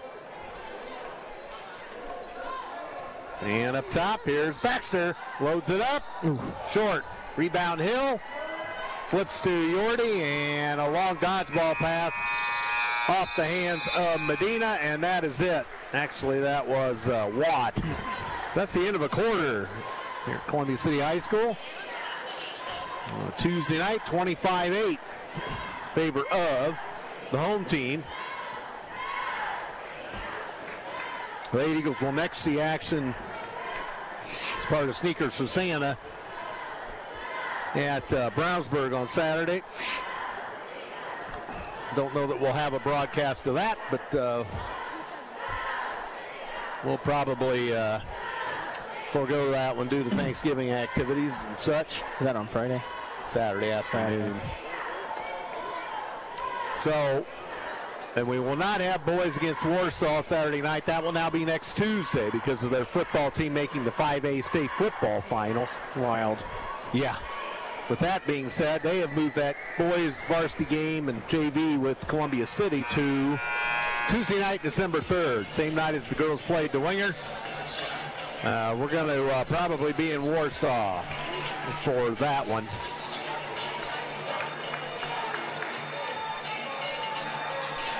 So under the floor to start the second quarter for the Eagles, Grace Nelson, Anissa Tockel, Addison Baxter, Olivia Kidd, and Lainey Ziliak.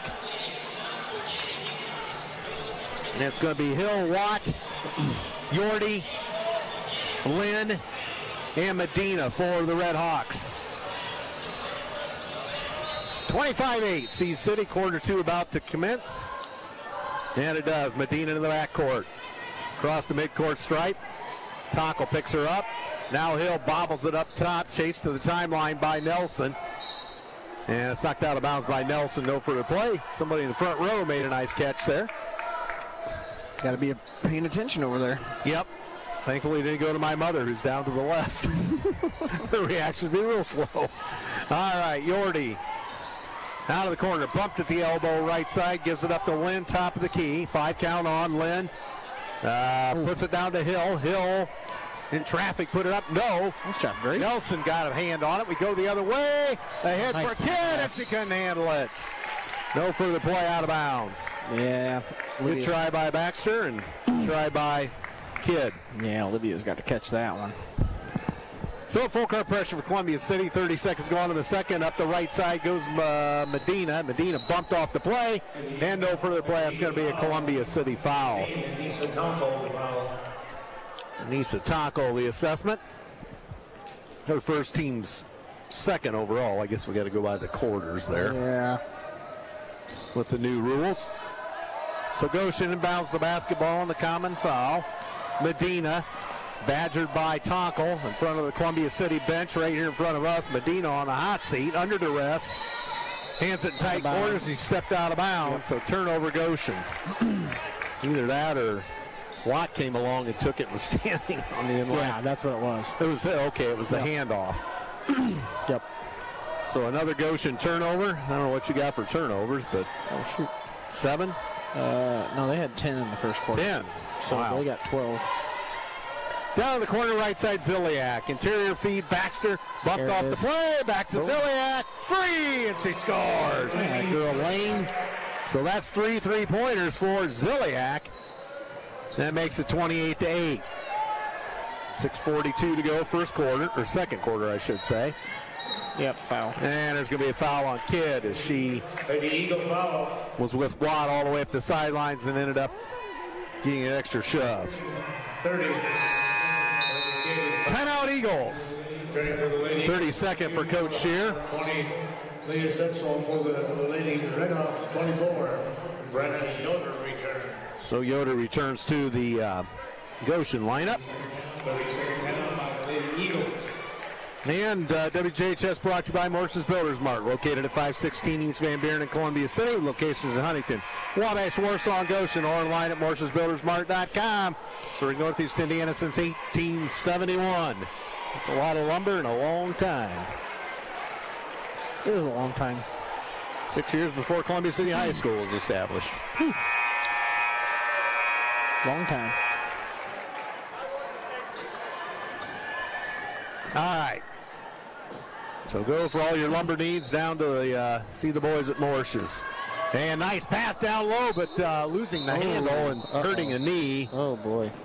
And that's going to bring the trainer on as Yoder landed funny on that knee Oh, boy. or ankle, one of the two. She's grabbing her knee, I'm pretty sure. Trainer Vandersall taking her right off to The way that she landed, that doesn't... she's hobbling off on one knee, so good thing is the trainer was right about 6 feet from her and gets her to the table to check that knee out. So injury timeout briefly. Unfortunately, it's a turnover. Yeah, you ain't see anybody. She had some good position down there, but the way she landed was just Yeah. awkward, and the shot just was a flail, if anything. So 28-8, Eagles possession. Kidd, Goshen kind of trapping up top. Holler left corner. Top here's Hurdle. Yep. Down low, Ziliak Shoot pump it. fakes. Doesn't take the shot and dribbles it off her foot. Gets it back. Under duress, gets it out to Kidd. And no further play, a Goshen foul. Yordi. Team's first here in the second. Of course, it takes 5 under the new rules in a quarter to get to the penalty. Hit it. Ziliak out of the deep corner, up the wing. Kidd. Hurdle whips around left side. Holler's got it.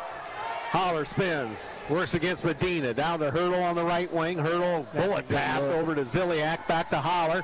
Holler to Kidd. Kidd drives. Nice pass down low. Nelson puts it up. Oh. No. Lost her footing perhaps. It kind of looked like she got hammered May have got on bumped, the yeah. elbow there. Ref rules incidental contact to go the other way. 5.5 in the second quarter, 28-8. Here's Medina. High left across the key right for Revore. Down low to Hill. Nice job by Hurdle to knock it away, but Yordi picks it up, fires from 15, no good. That's a brick. Rebound cleared by Nelson. Here comes Kidd to the midcourt stripe to Holler. Holler in traffic. Let the dust settle. Back to Hurdle in the paint. Here's Kidd. Down low. Nelson. Nice up and under. And scores. Grace Nelson's first 2 of the night. 30-8. And here's Yordi for the Red Hawks. Under 5 for the half. Yordi tied up, knocked away by Columbia City. Here's a scrum. Nelson gets it from the seat of her pants. Hits Ziliak. Ziliak checks the traffic, goes in, misses it, put back. Score by Kidd. So Olivia Kidd cleans up the miss there and puts CC up 32-8. Whoa, there's a nice shove. Yeah. And no good by Watt, as Watt and Kidd had an exchange there. Nelson right through it. Oh, missed it. Slipped out of her hand. She's looking at her hands. Yeah. That was a nice little step through. It's going to get a little chippy all of a sudden. We're so frustrated with our pressure for sure. Oh, I'm sure. Medina. Oh, almost had it. Don't reach. Medina's tied up. Don't reach. Knocks it down low, stolen by Hurdle. Hurdle across the midcourt stripe, going all the way in. Pump fakes, gets it blocked. And Yordi, loose ball for the Red Hawks. Foul on Tora Holler. Eagle foul. 32, Tora Holler. Holler the foul. Returning for the Lady Eagles, number 14, Anissa Tonko, 33, Eddie Baxter, Tonko, and Izzy Knitter into the ball game. Red Hawks, number Kid Nelson and Ziliak go out. 32, Christina Lynn. Abigail Kratzer, a senior, Abigail wearing 20, comes in for the Red Hawks.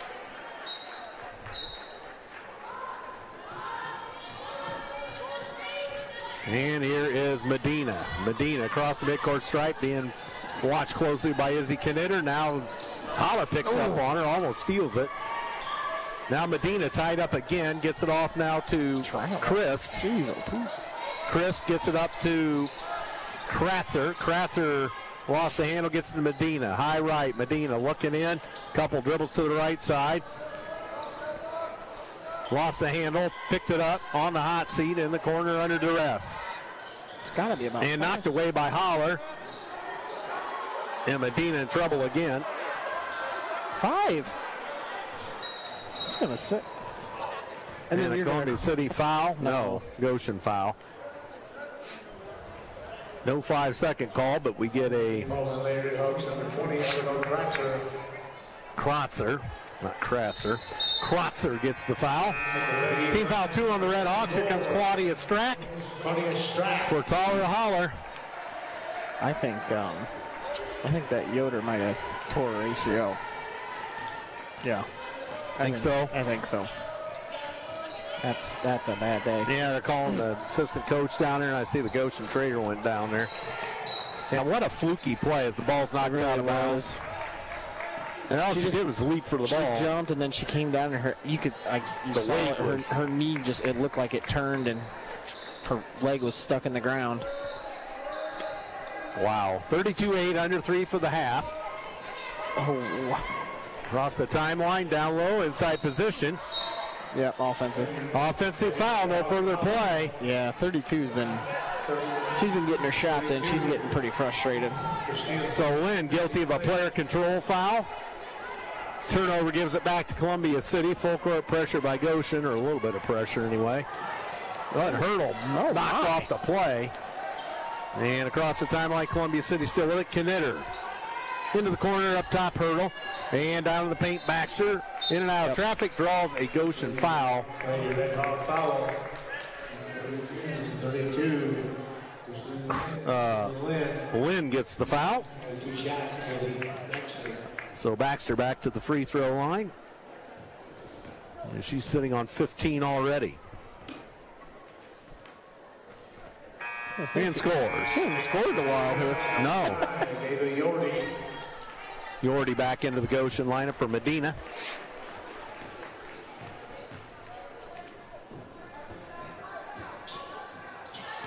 And that one good by Addie.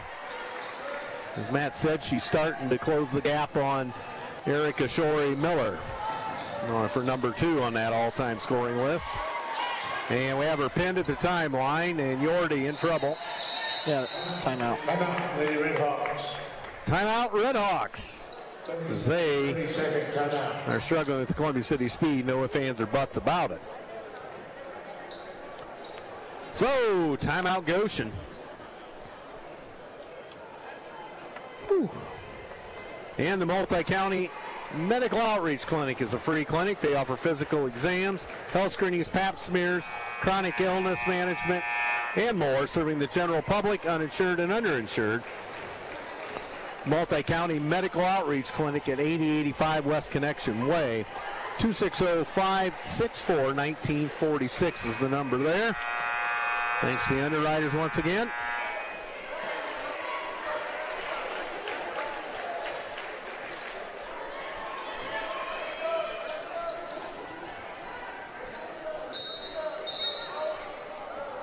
So Goshen basketball, that's their 3rd time out already. I'm telling you, 23 troubles every time she catches the ball. Chris throws it. Hurdle steals. Goshen has it back and travel. Yep. I told you. Crisp. I'm telling you, every time she catches the ball, she travels. Almost every time. So Knitter to throw it in with 2:13 to go in the half. One more. Hurdle. Hit it. Tackle out left corner. Baseline runner a little strong. Rebound Claudia. Strack. Yeah. Puts it back up and scores. Shut up, Claudia. So the sophomore Strack gets her first 2 of the evening. Yorty to throw it in. Columbia City still with pressure. 36-8. That's knocked out of bounds by Hurdle with 1:50 left. First half. They've only scored 11 points this quarter. And wholesale substitutions for Goshen. Number 21. Hill, Medina, and Number 22. Watt. Taryn Hill. Number 15. Sue Ann Watt.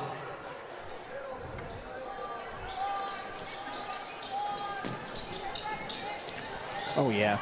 Yeah, And stolen by Tonkel. Baxter. nice Nice pass down low. Hurdle to finish. So Hurdle. Oh, Izzy. And stolen by Knitter.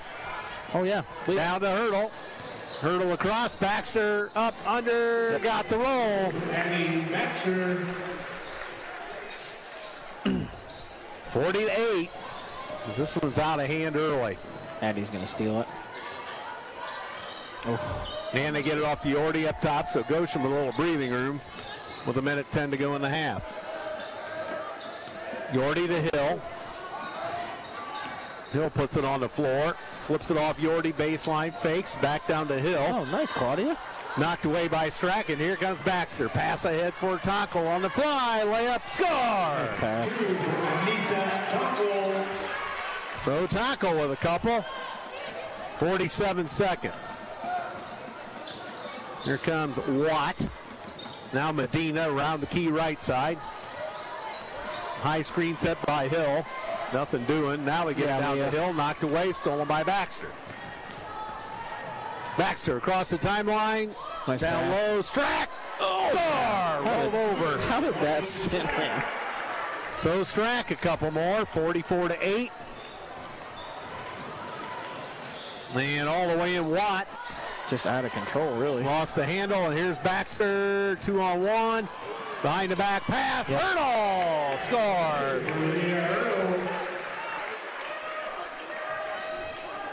And that's going to do it. Yorty from the parking lot. Ooh, just off the mark. She about got it.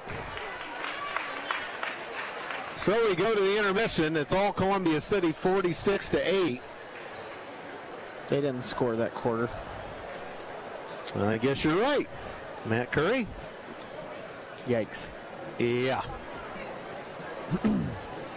Yeah, they just can't handle our speed. No. If you're Coach Hill, I don't know what you do. I mean, they've got Hill down there, his daughter. I would start trying to feed it to her. Not that I'm a coach, but I mean, you gotta try something else. let her go to work inside. Right.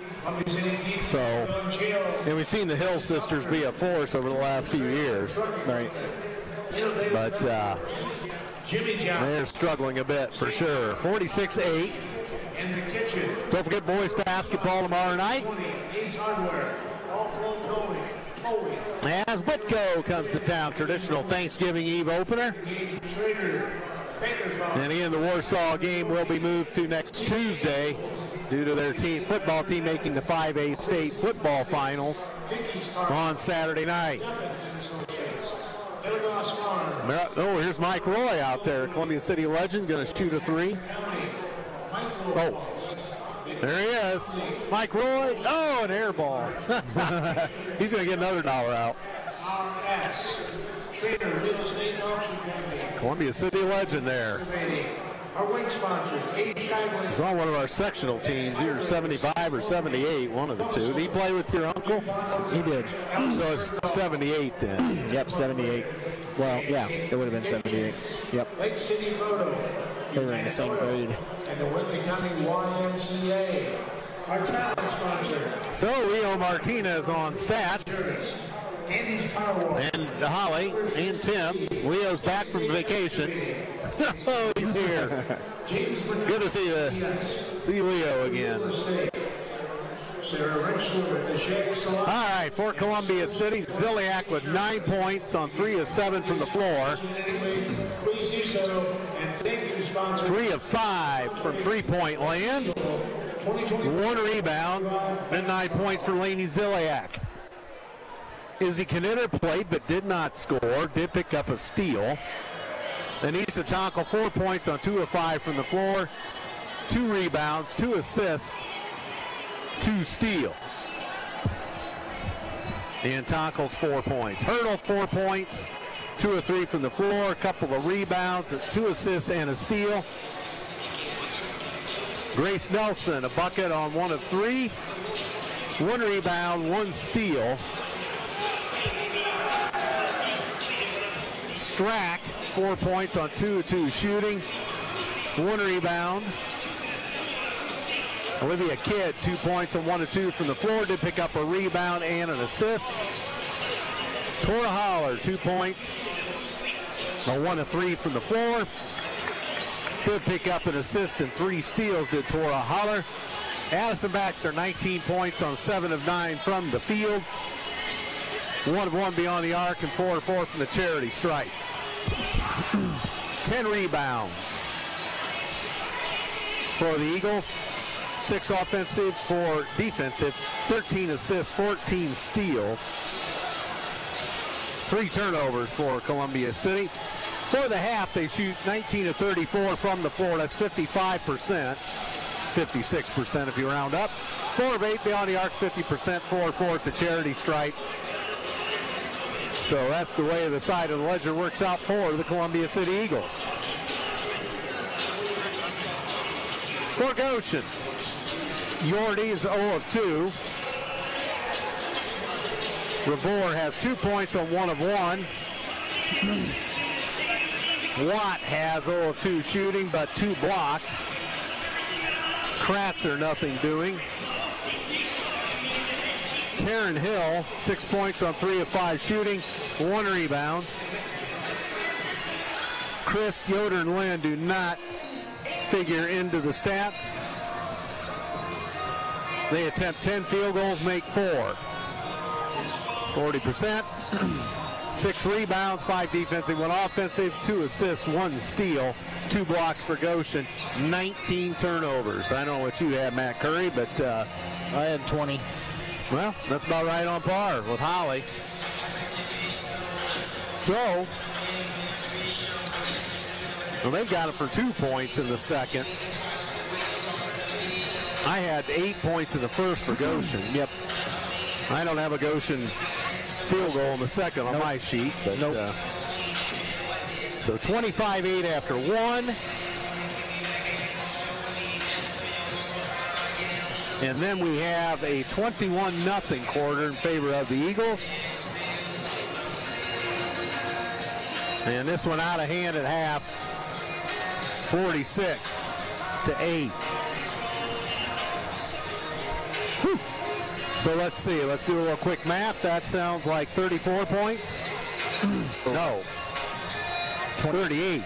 So we're over the 35 threshold. Oh, yeah. So this will start running clock in the second half. JV was running clock. I didn't get a report on the C team.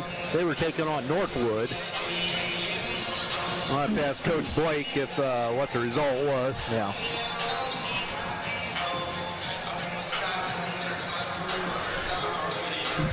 Coach Kissinger, I don't know what he's doing there, but looking suspicious as usual. That's always the case. Yes.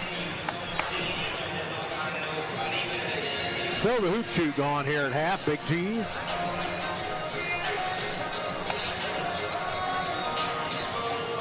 And we're creeping towards that 3-minute buzzer, so. Well, let's see. Big wrestling tournament Friday, Saturday here, girls. Yep. Boys wrestle at Homestead. Let's check Coach Culp's information once again. Don't forget, if you're listening, let us know. Okay, girls wrestling hosts 2-day tournament Friday, Saturday, 45 teams, 5 returning state champions, 5 returning runner-ups, over 30 returning state qualifiers and placers. It has 9 of 14 of the number 1 ranked girls in their respective weight classes. In that girls' 2-day tournament here, geez, that'll be a lot of wrestling, Matt Curry. Yeah, it will. And the boys will be at Homestead on Saturday to wrestle. That's I suppose, one of those super duels. What, super duels, what, 6 teams or 8? It's a good question. We'll have to ask your brother. Yeah. He still coach wrestling? Yep, Center Grove. Head coach? No, varsity assistant guy. All right. So that's what's going on this weekend. I don't have any information on swimming. I always fail to do so, but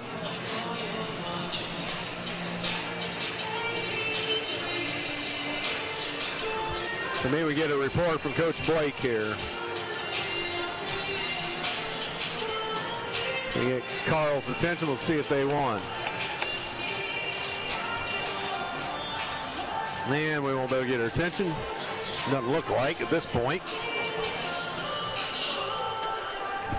So I suppose the operative thing here, we've already seen one injury, is the Lady Eagles not get anybody injured. Yeah. In a 46-8 ball game. Yeah, I mean, it's games like these where it'd be nice to have 6-7 people on the bench. Yeah, we're not overly deep again. Right.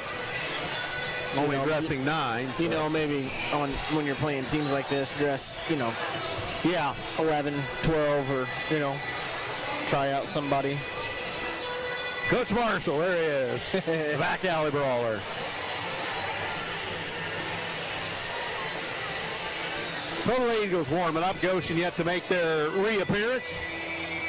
Had a lot to talk about. Yeah, I don't know what you say, but I don't either. We just can't keep up with our trap, our speed, pressure. Yeah. Anything you want to call it. Right. Well, Coach Peterson's in the house now. Oh. I don't know if he's listening in here, but he said we were sounding good. We sounded so good he had to come check it out for himself, right. I guess. And here come the Red Hawks.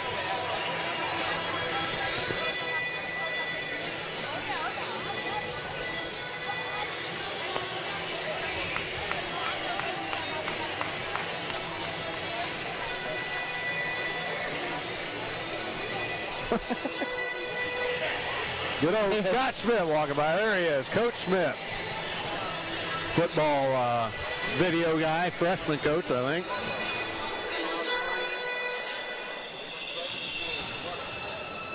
So Goshen on the floor, ready to go.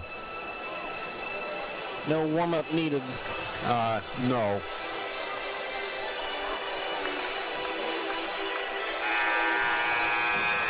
I don't know that they ever. She's gone, so She's not even down there. my guess is they went to the hospital. Yeah. I haven't seen Garrett return, but the trainer. Yeah, I don't know. That's unless she's in the training room. Maybe. I hope I'm wrong, but Yeah. Did not look good. the way that she reacted after she came down was like, oh.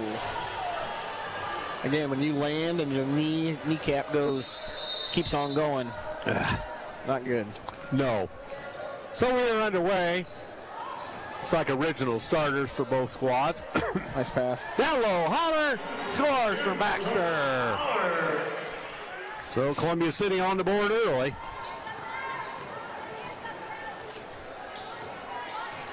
Makes it 48-8. Medina over on the left side. Gives it up to Yordi. Back up top now for Rabor. Back to Hill, a 3. Scores! 3 for Taryn Hill. Taryn Hill, she can load it up. 3 points for Goshen. Holler out of the left corner. Baxter dumps it down to Tonkel underneath. Tonkel tied up in traffic. Flips the Holler on the wing. Holler from the block. Scores! 2 for Holler. So Holler with a nice 2. And a minute gone in the third quarter, 50-11. And here is Watt.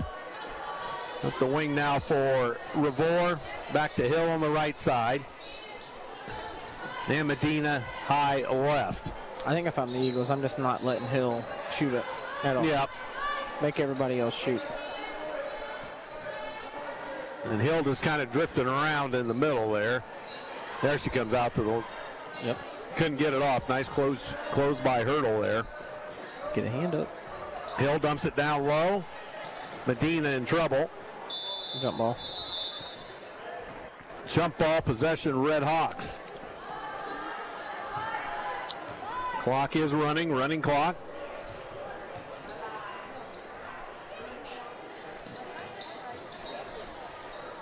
And Yordi to throw it in. Knocked away, stolen by Holler. She's bumped, but gets it ahead to Ziliak. Score with the layup. 52-11. 5:52 to go. Third quarter. Medina high left. Up top here's Watt, freshman. Almost drug that pivot foot. Over to Medina high left. Medina down into the left corner. Fakes inside, back up top. Yordi's got it. Yordi back on the left side now for Revore. Up the wing, Yordi. 5:22 to go. Watt. Top Medina. Throws it down low, tipped and stolen. And Holler ahead. Here's Baxter, layup and score. Maddie Baxter. So Baxter with 21 on the night. And under 5 to go third quarter. Medina throws it across Revore. Soren Revore. Back up top to Watt, knocked away by Baxter. Baxter's going to eventually steal it. Watt's going to get her, and Missed it. yeah, she missed the shot. Knocked away by Goshen. Then they steal it. Just glad Baxter didn't get hit from behind there. Yep. She was being chased, and that girl was right on her tail after the loose ball. 4.5 to go third quarter, 54-11. Down low, here's Watt. Watt tries to get around Tackle. Oh, boy. Lob pass out to Revore. Check that, Yordi outside the arc left side. Yordi. And she falls down awkwardly, but gets back up. Her knee almost gave away. That was not good. Didn't look good, no. So Medina.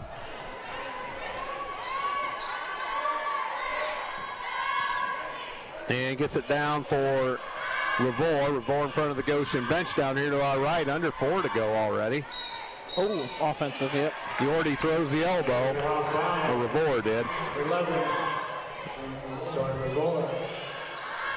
So that's going to be player control foul. Coach Hill's not happy, but going to chirp a little bit. 3.5 now to go third quarter. Baxter. And turnover Eagles as it goes to Coach Zorger on the Eagle bench. It's not who you want to throw it to. No. Suppose it's better than Coach Shearer. Yes. So rare turnover for the Eagles. Only what? Fourth on the night? Oh, yep. Watt to the bucket. No further play. A Columbia City foul. And Tackle guilty of a slap. So the clock will stop for free throws on the running clock. Sue-Ann Watt to the free throw line for Goshen and scores. So Goshen has their 4th point of the quarter. And we'll go for the 5th. Watt. Back iron no good. Long rebound into the corner picked up by Tora Holler. Flips it to Ziliak. She'll cruise to the midcourt stripe with 2:49 to go. Third quarter. Top Baxter. Layup. Score. Maddie Baxter. So Baxter, 2 for Sea City. 23 on the night. Yep. 2.5 to go. Baxter almost picks it. And that's off of Goshen in the end. Lady number 30, Olivia Kidd. Number 12, Izzy Knitter. Knitter and Kidd come in for Ziliak and Hurdle.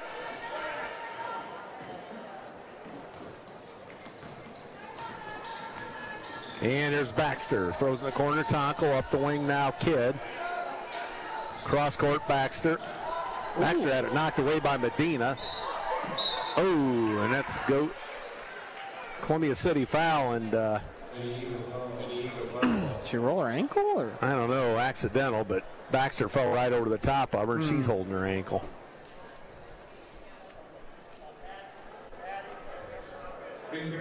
Victory. What did he say, Addie? He said Addie, I don't remember her number. Foul on the push. So she's up and being helped to the bench. So 2 injuries on the Goshen side of things. That's not good for them. No. 2 starters. Yeah, that's all Coach Hill needs. With minute 51 to go in the third. 56-12, Columbia City.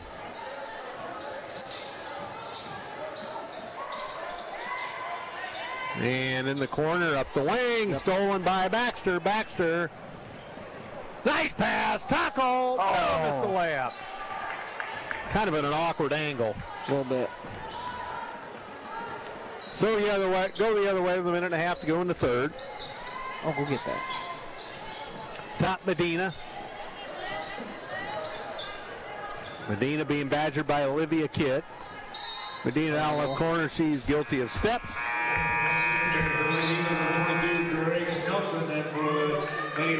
Grace Nelson comes in for Tora Holler. Under a minute with the running clock.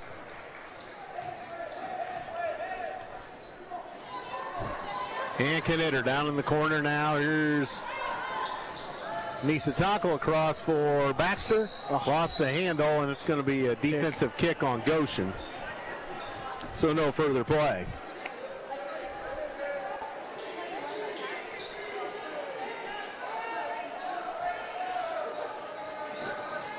Knitter in for Baxter. Knitter into the paint, throws the Nelson. She lost the handle. Nice job. Nice job to wrestle it away. Baxter gets stripped. Yep. No further play and a foul on Goshen. She'll shoot 2. So Baxter a chance to pad the stats a little more. Stop the clock with 7.4. Short. And he short armed that one. She'll have another. Boom. Got it. 24. 1 of 2 at the charity stripe. Baxter. 5 seconds, and Goshen in no particular hurry. Go down the hill, and they're not aware of the clock. Yeah. So at the end of 3, it's going to be a 57-12 count. As Goshen did manage, 4 points? They did. After a scoreless second.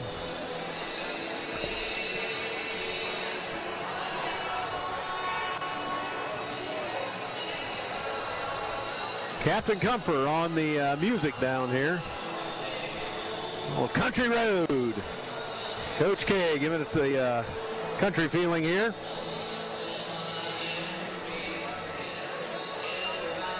So, EduStaff, schools in your local community are experiencing a shortage of substitute teachers in local classrooms. EduStaff is seeking candidates for employment within partnering schools. More information can be found at edustaff.org. Also, First Fleet. They operate dedicated trucking operations in Bluffton, Fort Wayne, Butler, and Three Rivers, Michigan. First Fleet hires industry-leading CDL Class A drivers for designated and home nightly positions. First Fleet is proud to support the Eagles in Columbia City High School. First Fleet can be found at www.firstfleetinc.com. Quarter 4 underway. All Eagles tonight. Baxter tried to throw it down low to Nelson, knocked away, but the Eagles get it back. Knitter to Baxter, spins. Nice spin move by Baxter. Get it now. Oh, no, but a foul on Hill. Foul. 22. So Baxter padding those stats some more.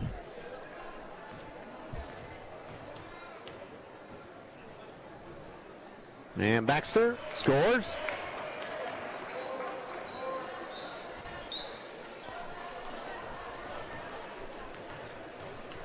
And she'll have another. And score it again. 26. 26 points, 59-12. Oh, come on, Strippy. Stroop with an inadvertent buzzer. Oh, boy. I guess he did announce his retirement from officiating. Did he? Yeah.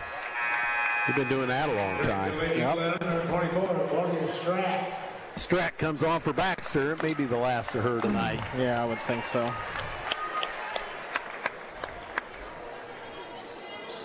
Well, 7:08 to go, running clock, 59-12, outcome not in doubt. Here's Medina, who's been tied up and frustrated all night. 5. Yep. 5-second call.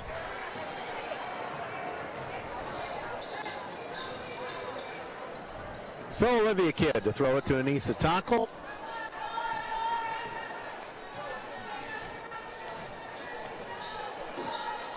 Wide right for Kidd. Outside yard, bounce pass to the elbow right side. Knitter throws it over into the corner, picked up there by Tonkel, and back up now for Kidd. Kidd back up top, Tonkel, 6.5 to go. Knitter loose on the baseline, ran out of real estate. Up the wing now, Tonkel. Tonkel back to Knitter. She'll load up a 3. Banked it in from an odd angle. Holy crow. That would look like it had no prayer. Yeah. But perfect angle. Kissed it off the glass. 3 for Knitter. Columbia City freshman, 62-12 with 6 minutes to go. About a 5. Oh, get that, Grace. And here's Hill back. Travel.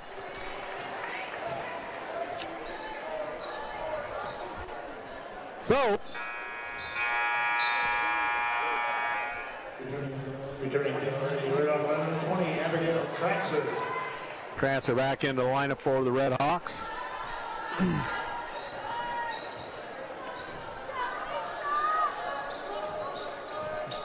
And here's Kidd. Gives it to Strack. Baseline jumper, a little strong. Put back Nelson, though. Nelson again, but a foul on Hill. Lady Red Hawk foul. 22, Jared Hill, 2 shots. Grace Nelson.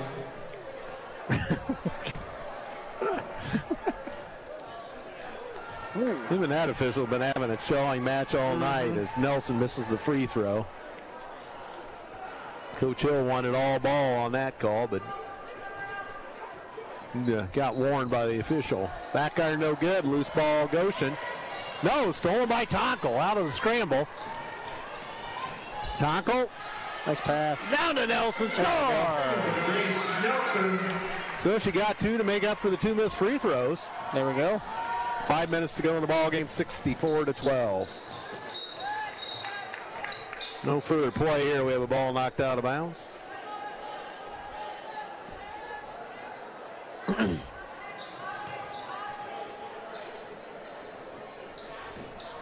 .444 to go. Goshen to throw it in. And they throw it away. Grace Nelson picks up the loose ball. She goes in for a layup. Oh, a little strong. Tonkel's got it. Out of the fray. Oh, yeah. Into Knitter. Knitter tied up. Throws it back to Tonkel. Knitter up top. Here's Kidd. Top Knitter. Tonkel down low to Nelson. That pass in trap. Knitter got the loose ball. That's off of Goshen out of bounds with 4:10 as the clock runs. 64-12 Eagles.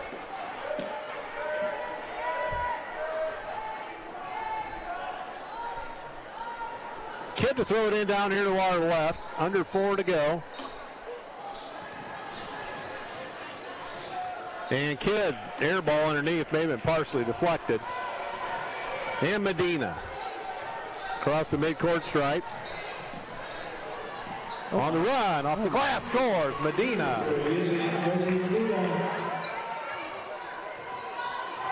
So Medina on the board.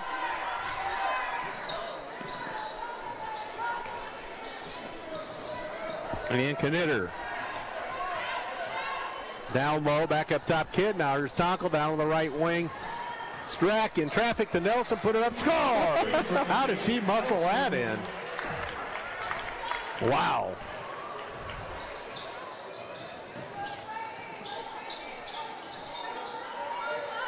And it's down to Hill. Hill into the corner, here's Yordi. Yordi into the paint, fires, that's short.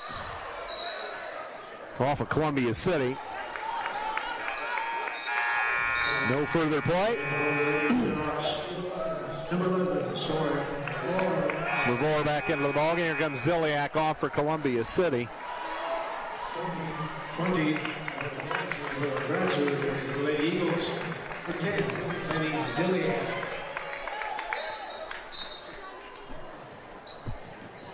And down low, Goshen knocked away by Knitter. Knitter throws it ahead for Nelson, who catches up in the left corner, back to Ziliak. Hit it. Olivia Kidd, a three. Rimmed out.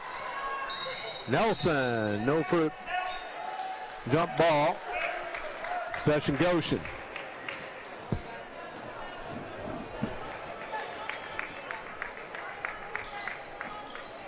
So down to 2 minutes. Here comes Medina.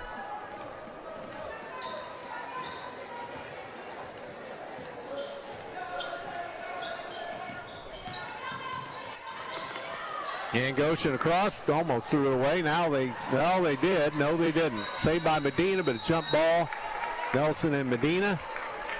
Possession Eagles.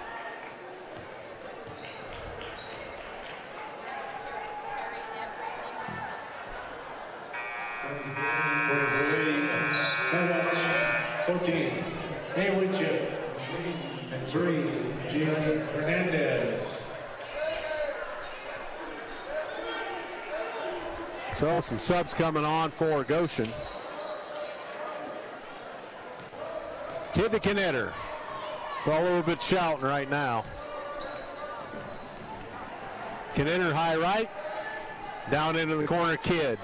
Oh. Knocked away by Goshen. Ziliak gets it back. Knocked away by Goshen anyway. Here comes Christ. She just fell.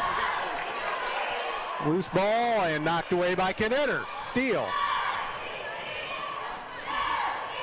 Ziliak crossed the timeline.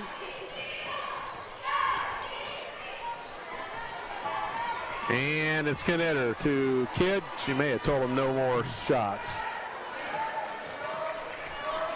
Knitter had it knocked away, got it back.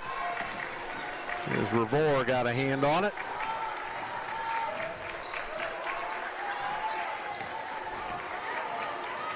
And here's Ziliak into the paint. Scooper, score. 2 for Lady Ziliak. Down to 10. And here is Winship. Winship all the way in. She missed it. Loose ball ripped away. Claws the guards and turn out the lights. This one belongs to Maroon and Gold. 68-14. Yeah, I think Goshen's going to struggle a little bit. They've won 3 games. I mean, who had they beaten? Of course, they were too quick.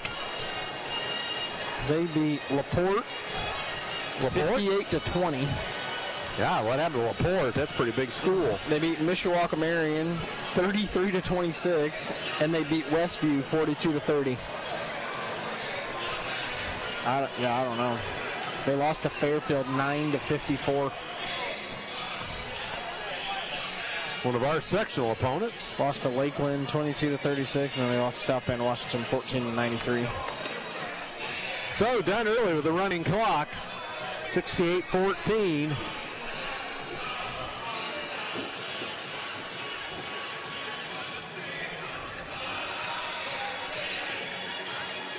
So that's going to wrap it up.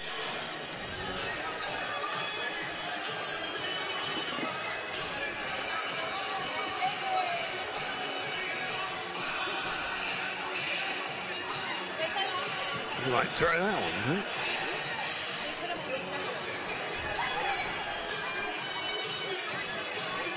Hope you wrote down the final. It's 68-14. There it is. Yep. Mr. Leach turned the scoreboard off. He's out of here. Not yet. Probably not.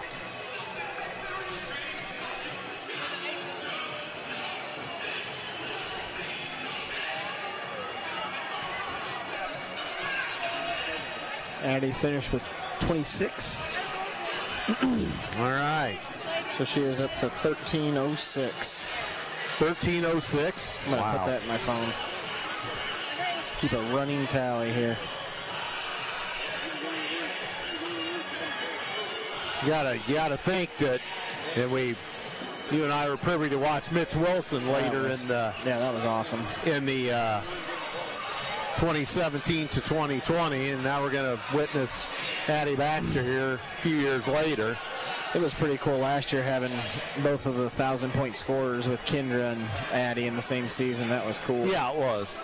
Send it. Thank you. Stats from Leo Martinez and Holly Martinez and Tim. We got the whole crew tonight. I'm back. You're back. Leo's back in the house, ladies. He's and gentlemen. back. We love it when Leo shows up. So, if I can figure out how to make this thing expand here. All right, Ziliak with 13 points tonight on 5 of 9 shooting. 3 of 5 from three-point land, 1 rebound, 13 points for Ziliak. Knitter 3 points on a three-point goal, 1 of 2 from the field. 3 steals for Knitter. Anissa Tonkel 4 points on 2 of 6 shooting, 4 rebounds, 5 assists, 2 steals for Tonkel. Hurdle had 4 points on 2 of 3. She had 3 rebounds, 2 assists, 1 steal. Grace Nelson, 6 points on 3 of 7 shooting, 4 rebounds, 2 steals. Strack, 2 of 3 from the floor. She had 4, picked up a rebound and an assist. Olivia Kidd, 2 points tonight on 1 of 4 shooting. Tora Howler, 3 of 5 from the floor. She had 6 tonight. 3 assists, 5 steals. Baxter, 26 points tonight on 9 of 12 shooting. That's 75% from the field. 7 of 8 from the free throw line, 1 of 1 3-point line. And 2 rebounds for Baxter, 8 assists, 8 steals. And Columbia City on the evening, 28 of 51 for the game, 54% from the floor, 5 of 10 from beyond the arc, 50%, 7 of 10 from the charity stripe, 70% there, 16 rebounds, 11 offensive, 5 defensive, 20 assists, 21 steals for the Eagles, 5 turnovers. For Goshen, Hernandez did not have anything. Yordi 0 of 3, did pick no, she had nothing. Revor, 1 of 1 for the floor, had 2. 1 assist. Winship 0 of 1. She had the last shot. Watt 1 point on 1 of 2 from the stripe, 0 of 2 from the field otherwise. Kratzer, nothing doing for Goshen. Medina 2 points on 1 of 1 from the floor. Taryn Hill 9 points on 4 of 6. 1 of 1 beyond the arc. 1 rebound. I cannot for life me believe that they didn't try to get it to Hill a little more. I know. We kind of doubled her. I mean, if you want to say that, we were kind of trying to pinch in her.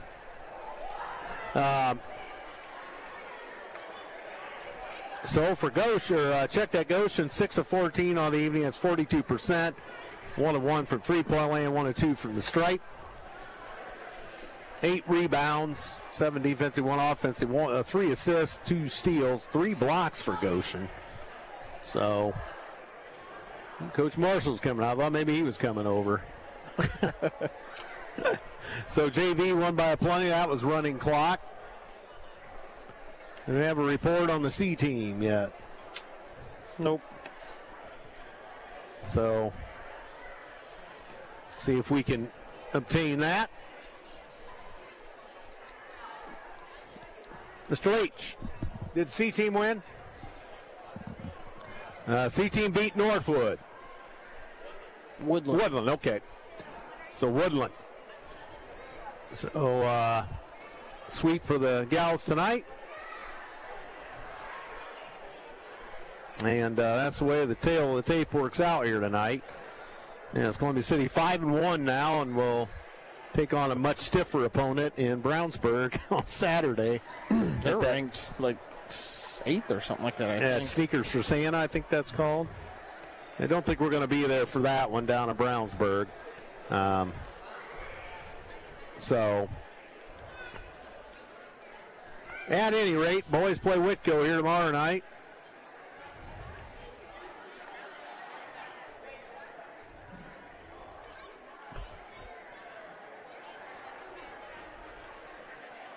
So, at any rate, we'll see if Coach Shear comes out.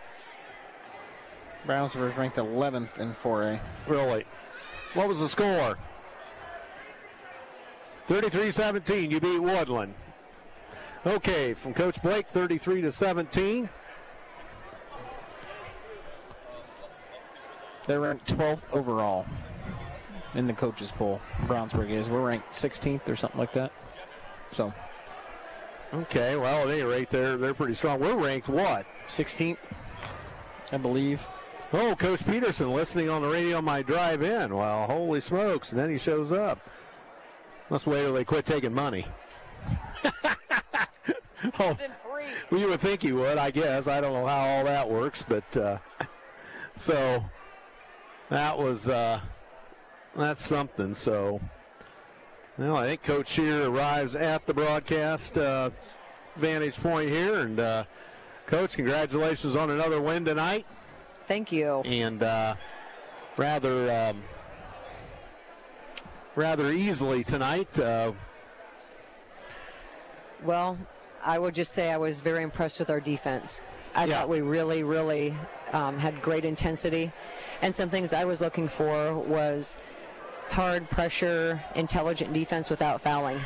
And from what I could tell from the stats, let me look in the book here. We only had 6 fouls for the entire ball game, but made them turn the basketball over a bunch. 29 times. Holy crap. And I don't know how many 5-second calls we had, but I bet it was at least a half a dozen, if not more. So, I mean, all those things combined, we had 5 turnovers for the game. We turned them over 29. We only fouled 6 times. They only had 14 shot attempts, I believe. Took 14 shots during the whole basketball game. So I just thought on the defensive end, we were really, really good tonight. Not at the start of the game. I felt like our full court press, we were just pulled way too far up on the court, weren't making any rotations, so we decided to work on a different type of press tonight in a game that we hadn't really worked on before. And the intensity with that just kind of got turned way up, and I thought our kids moved and rotated and got in passing lanes really, really well. I was very proud of how they played. Frustrated them for sure. It definitely frustrated them, yes, because it sped them up quite a bit, and they don't want to play a speed-up game. You could see that late in the game when we played a little bit of zone against them. Even down, 50 points, they were still content to pass the ball and run a minute off the clock and not worry about it too much. And we made Hill kind of a non-factor for the most part. Yeah, we let her get open and shoot a couple threes. I told the kid she can stand up there. If you just let her stand there and shoot the basketball, she'll knock it down. But yeah, she ended up with 9 for the basketball game. But something else I was impressed with, every kid on our roster scored. Every kid played significant minutes. We had 20 team assists for the basketball game. With a running clock, that's pretty good with 20 team assists. So I was happy with the balance, with the passes that we made, the buckets that we had, the sharing of the basketball. Yeah, you had a lot of unselfish play out there. You had numerous players, pass up what could be layups, pull-ups from the wing, and try to find an open teammate. Yep, like I said, very unselfish and just really focus on what we need to do on defense tonight. And you'll move on and obviously have a tough task coming up on Saturday in the Sneakers for Santa. So Yes, that we will be, number 9 Brownsburg or something? Yeah, they're ranked in the top 10. Yep, it's going to be a tough matchup. We play at 3 o'clock down there at Brownsburg. They got a couple guards, like I mentioned previously, that can shoot the 3 ball. They got Avery Gordon on the inside that's like 6'4", I think. Good grief. And she's not like a skinny 6'4", and she can move and she can score and she can rebound. So last night at practice, we kind of game prep for both Goshen and Brownsburg because both were fairly similar. Like both are going to run zones. Brownsburg's going to run this extended 2-3 matchup zone. Just trying to get as many looks against that as we can because obviously Thanksgiving Day we're not going to practice. Right. Let the kids have a day with their families and coaching staff to have some time with their families and. But it's going to be got a couple more practices to get ready for that. But I just want to give a huge thank you to the community and everyone that brought in athletic shoes. We had another huge donation come in tonight. I think we had 5 garbage bags full of shoes, not clear to the top, about 2/3 full so kids can carry them. And I bet we probably got another 2 more garbage bags full of shoes tonight. So that's wonderful. Just a big thank you. This is a very generous community. I mean, they give to all of our athletic programs, not just girls basketball. They sponsor and support all of our athletes here at school, and it's just much appreciated. So just thanks for helping our kids understand the meaning of giving back and supporting their community. Some of my girls I teach with. Yep. I subbed with a couple of them today, so. Yeah, there's some good girls there. I enjoy teaching with them. I bet you do. So, well, we'll let you go, and we will wish you a great Thanksgiving, and we will talk to you down the road here. Perfect. And for those people that can't make the drive because the holidays all the way down to Brownsburg, I know that they're going to live stream that basketball game. I know Mr. Leach will probably have that out, probably on our Twitter site. I know our Lady Eagle Facebook page will have a link that people can go to watch that game too if they're interested in doing that. Yeah, a lot of Thanksgiving things to go to and stuff for a lot of people. So we're not sure if we're going to be available. So at any rate, thanks for that information. And You're welcome. If we're not, best of luck, and we'll talk to you soon. All right, thank you. All right, congratulations, Amy Scheer, head coach, Columbia City High School. She's very pleased with her troops tonight. And just get out of that without injury, I think, is the main thing. So yeah, I mean, you got to do what you got to do, and took care of business. And she was happy with the team defense. Yep, move on and play a lot better team. So yeah, got to get ready. Yep.